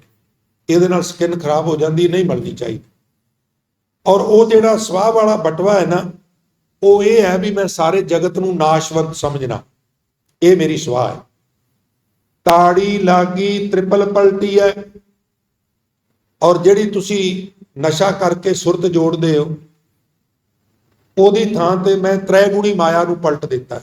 ਸਤਗੁਣ, ਰਵ ਗੁਣ ਤੇ ਤਮ ਗੁਣ ਨੂੰ ਪਲਟ ਦਿੱਤਾ ਹੈ। ਇਹ ਮਾਨੋ ਮੈਂ ਤਾੜੀ ਲਾਈ ਏ। ਛੂਟੈ ਹੋਏ ਪਸਾਰੀ, ਤੇ ਪਸਾਰੀ ਦੇ ਅਰਥ ਨੇ ਗ੍ਰਸਤੀ।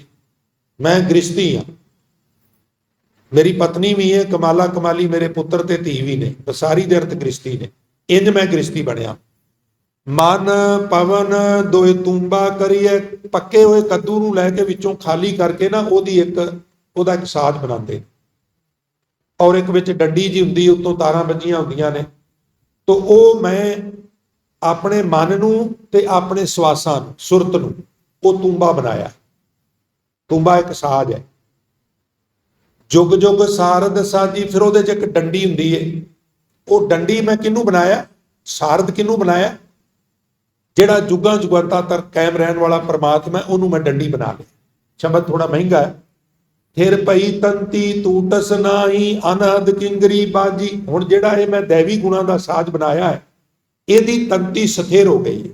ਹੁਣ ਮੇਰੀ ਸੁਰਤ ਪੱਕ ਗਈ। ਹੁਣ ਥੋੜੀ ਜਿਹੀ ਡਿਸਟਰਬੈਂਸ ਮੇਰੀ ਸੁਰਤ ਨੂੰ ਨਹੀਂ ਲਾ ਸਕਦੀ। ਅਨਹਦ ਕਿੰਗਰੀ ਵੱਜਦੀ ਹੈ। ਦੇਖੋ ਅਨਹਦ ਦਾ ਅਰਥ ਕੀ ਹੈ? ਹੁਣ ਕੀਰਤਨ ਹੋਣਾ ਹੈ, ਹਾਰਮੋਨੀਅਮ ਨੂੰ ਖਿੱਚਣਾ ਹੈ, ਪੱਖਾ ਵਿੱਚ ਵਾਯੂ ਭਰਦਾ ਤੇ ਸੁਰਾਂ ਦੇ ਉੱਤੇ ਉਂਗਲਾਂ ਨੱਚਣਗੀਆਂ, ਫਿਰ ਉਹ ਟਕਰਾਉਂਦੀਆਂ ਨੇ ਆਪੇ 'ਚ, ਉਹਦੇ 'ਚੋਂ ਆਵਾਜ਼ ਨਿਕਲਦੀ। ਜੋੜੀ ਦੇ ਉੱਤੇ ਹੱਥ ਵੱਜਣਾ, ਟਕਰਾਅ ਵਿੱਚੋਂ ਆਵਾਜ਼ ਨਿਕਲੀ। ਅਨਹਦ ਕੀ ਹੈ? ਦੋ ਚੀਜ਼ਾਂ ਦੇ ਵੱਜਣ ਤੋਂ ਬਿਨਾਂ ਸਾਜ਼ ਦੀ ਆਵਾਜ਼ ਆਉਂਦੀ। ਕੋਈ ਸਾਜ਼ ਨਹੀਂ ਵੱਜ ਰਿਹਾ। ਉਹਨੂੰ ਅਨਾਹਦ ਨਾਦ, ਅਨਹਦ ਨਾਦ, ਦਸਮ ਦਵਾਰ, ਤੁਰਿਆ ਅਵਸਥਾ ਇਤਿਆਦਿਕ ਜਿਹਨੂੰ ਕਿਹਾ। ਹੁਣ ਮੇਰੀ ਬਿਨਾਂ ਵਜਾਣ ਤੋਂ ਹੀ ਕਿੰਗਰੀ ਵੱਜ ਰਹੀ, ਅਨਹਦ ਕਿੰਗਰੀ ਵੱਜ ਰਹੀ। ਸੁਨ ਮਨ ਮਗਨ ਭਏ ਪੂਰੇ ਮਾਇਆ ਡੋਲ ਨਾ ਲਾਗੀ। ਇਹਦੇ ਵਿੱਚ ਮੇਰਾ ਮਨ ਇਸ ਕਿੰਗਰੀ ਵਿੱਚ ਮਗਨ ਹੋ ਗਿਆ। ਹੁਣ ਮਾਇਆ ਦੇ ਝੋਕੇ ਮੇਰੀ ਸੁਰਤ ਨੂੰ ਡੁਲਾ ਨਹੀਂ ਸਕਦੇ। ਹੁਣ ਮਾਇਆ ਦੇ ਝੋਕੇ ਤੇ ਆਉਂਦੇ ਨੇ, ਮੇਰੀ ਸੁਰਤ ਨਹੀਂ ਡੋਲਦੀ। ਕਹੋ ਕਬੀਰ ਤਾਂ ਕੋ ਪੁਨਰਪ ਜਨਮ ਨਹੀਂ, ਖੇਲ ਗਇਓ ਬੈਰਾਗੀ। ਹੁਣ ਕਈ ਜੋਗੀ ਇਸ ਤਰ੍ਹਾਂ ਦੀ ਖੇਡ ਖੇਡ ਜਾਂਦੇ ਨੇ, ਕਬੀਰ ਸਾਹਿਬ ਵਰਗੇ ਜੋਗੀ, ਉਹਨਾਂ ਦਾ ਪੁਨਰ ਜਨਮ ਨਹੀਂ ਹੁੰਦਾ, ਭਾਵ ਉਹਨਾਂ ਦਾ ਜਨਮ ਮਰਨ ਕੱਟਿਆ। ਸੋ ਸਾਧ ਸੰਗਤ ਇੰਨੀਆਂ ਬੇਨਤੀਆਂ ਪ੍ਰਵਾਨ ਕਰਨੀਆਂ, ਭੁੱਲਾਂ ਗਲਤੀਆਂ ਦੀ ਮਾਫੀ ਬਖਸ਼ਣੀ। ਪਿਆਰਿਓ, ਰੋਜ਼ ਬੇਨਤੀ ਕਰੀਦੀ ਹੈ ਕਿ ਹਰ ਸ਼ਨੀਵਾਰ ਨੂੰ ਇੱਕ ਹਫ਼ਤਾਵਾਰੀ ਦੀਵਾਨਾਂ ਦਾ ਆਯੋਜਨ ਕੀਤਾ ਗਿਆ ਹੈ। ਸੋ ਇਸ ਸ਼ਨੀਵਾਰ ਵੀ ਵਿਸ਼ੇਸ਼ ਗੁਰਮਤਿ ਸਮਾਗਮ ਰੱਖੇ ਗਏ ਨੇ, ਜਿਨ੍ਹਾਂ ਵਿੱਚ ਇੱਕ ਮਹਾਨ ਕਥਾ ਦਰਬਾਰ ਦਾ ਪ੍ਰਬੰਧ ਕੀਤਾ ਗਿਆ ਹੈ। ਸੋ ਜਿਹਦੇ ਵਿੱਚ ਬਹੁਤ ਹੀ ਪ੍ਰਸਿੱਧ ਕਥਾਕਾਰ ਗੁਰਮੁਖ ਪਿਆਰੇ ਭਾਈ ਸਾਹਿਬ ਭਾਈ ਹਰਵਿੰਦਰ ਸਿੰਘ ਜੀ ਮਾਝੀ, ਔਰ ਉਹਨਾਂ ਤੋਂ ਇਲਾਵਾ ਗਿਆਨੀ ਸੁਖਵਿੰਦਰ ਸਿੰਘ ਜੀ ਦਦੇਹਰ, ਵਾਈਸ ਪ੍ਰਿੰਸੀਪਲ ਗੁਰਮਤਿ ਗਿਆਨ ਮਿਸ਼ਨਰੀ ਕਾਲਜ ਪੰਜਾਬੀ ਬਾਗ ਲੁਧਿਆਣਾ, ਹੋਰ ਵੀ ਬਹੁਤ ਸਾਰੇ ਪ੍ਰਸਿੱਧ ਰਾਗੀ ਜਥੇ ਸੰਗਤਾਂ ਨੂੰ ਗੁਰਬਾਣੀ ਕੀਰਤਨ ਰਾਹੀਂ ਨਿਹਾਲ ਕਰਨਗੇ। ਸੋ ਆਪ ਆਵੋ, ਪਰਿਵਾਰਾਂ ਨੂੰ ਪ੍ਰੇਰ ਕੇ ਲਿਆਵੋ, ਆਂਢ ਗੁਆਂਢ ਨੂੰ ਲਿਆਵੋ, ਕੀਰਤਨ ਕਥਾ ਦਾ ਆਨੰਦ ਲਵੋ। ਉਪਰੰਤ ਗੁਰੂ ਕੇ ਲੰਗਰ ਅਤੁੱਟ ਵਰਤਣਗੇ। ਔਰ ਸਾਰਿਆਂ ਨੂੰ ਬੇਨਤੀ ਹੈ ਵੀ ਦਰਸ਼ਨ ਦੇਣ ਦੀ ਕਿਰਪਾਲਤਾ ਕਰਨੀ। ਸੋਦਰ ਰਹਿਰਾਸ ਸਾਹਿਬ ਦੇ ਪਾਠ ਤੋਂ ਬਾਅਦ ਇਹ ਸਮਾਗਮ ਪ੍ਰਾਰੰਭ ਹੋਣਗੇ ਸ਼ਨੀਵਾਰ 23 ਤਰੀਕ ਨੂੰ। ਔਰ ਇਹਨਾਂ ਸਮਾਗਮਾਂ ਵਿੱਚ ਕੋਈ ਗੁਰੂ ਦੀਆਂ ਸੰਗਤਾਂ ਦੇ ਲੰਗਰ ਦੀ ਸੇਵਾ ਲੈਣੀ ਚਾਹੁੰਦਾ ਹੋਵੇ, ਉਹ ਵੀ ਹੇਠਾਂ ਦਫ਼ਤਰ ਸੰਪਰਕ ਕਰ ਸਕਦਾ। ਭਾਈ ਹੇਠਾਂ ਬੇਸਮੈਂਟ ਵਿੱਚ ਪੱਥਰ ਲੱਗ ਰਹੇ ਨੇ, ਸੋ ਟਾਇਲਟਾਂ ਵਾਸਤੇ ਜਗ੍ਹਾ ਬਾਏ ਕੀਤੀ ਗਈ ਹੈ, ਉਹਦੀ ਰਜਿਸਟ੍ਰੇਸ਼ਨ ਵੀ ਅਜੇ ਹੋਣੀ ਹੈ, ਉਹ ਲੋਕਲ ਪ੍ਰਬੰਧਕ ਕਮੇਟੀ ਨੇ ਕਰਵਾਣੀ, ਜਿਹਦੇ ਵਿੱਚ ਗੁਰਮੁਖ ਪਿਆਰੇ ਭਾਈ ਸੁਖਵਿੰਦਰ ਸਿੰਘ ਜੀ ਗਿੱਲ, ਭਾਈ ਤਰਸੇਮ ਸਿੰਘ ਜੀ ਸੰਗਤ ਬੈਠੇ ਹੋਏ ਨੇ, ਭਾਈ ਸ਼ਮਸ਼ੇਰ ਸਿੰਘ ਜੀ ਵਿਦੇਸ਼ਾ, ਭਾਈ ਨਿਰਮਲ ਸਿੰਘ ਜੀ ਵਿਦੇਸ਼ਾ, ਇਹ ਸਾਰੇ ਵੀਰ ਪ੍ਰਬੰਧ ਸੰਭਾਲਦੇ ਨੇ। ਤੋ ਭਾਈ ਉਹ ਰਜਿਸਟ੍ਰੇਸ਼ਨ ਹੋਣੀ ਹੈ, ਉੱਥੇ ਮਾਇਆ ਦੀ ਲੋੜ ਹੈ। ਕੰਸਟਰਕਸ਼ਨ ਜਿਹੜੀ ਹੈ ਉਹ ਹਜੂਰ ਸਾਹਿਬ ਵਾਲੇ ਮਹਾਂਪੁਰਸ਼ਾਂ ਦੇ ਸੇਵਾਦਾਰਾਂ ਕਰਨੀ ਹੈ, ਉਹਨਾਂ ਦੇ ਸੇਵਾਦਾਰ ਵੀ ਬਾਹਰ ਬੈਠੇ ਨੇ। ਭਾਈ ਮਾਇਆ ਦੀ ਬਹੁਤ ਲੋੜ ਹੈ, ਬਹੁਤੇ ਚੋਂ ਬਹੁਤਾ, ਥੋੜੇ ਚੋਂ ਥੋੜਾ ਸਾਰੇ ਹਿੱਸਾ ਪਾਓ ਔਰ ਮਹਾਰਾਜ ਦੀਆਂ ਖੁਸ਼ੀਆਂ ਲਵੋ, ਪ੍ਰਬੰਧਕਾਂ ਨੂੰ ਧੰਨਵਾਦੀ ਬਣਾਓ। ਸੋ ਅੰਤ ਵਿੱਚ ਫਿਰ ਭੁੱਲਾਂ ਗਲਤੀਆਂ ਦੀ ਖਿਮਾ ਦੀ ਯਾਚਨਾ ਕਰਦਾ ਹੋਇਆ ਫਤਿਹ ਅਰਜ਼ ਕਰ ਰਿਹਾ ਹਾਂ ਜੀ। ਵਾਹਿਗੁਰੂ ਜੀ ਕਾ ਖਾਲਸਾ, ਵਾਹਿਗੁਰੂ ਜੀ ਕੀ ਫਤਿਹ।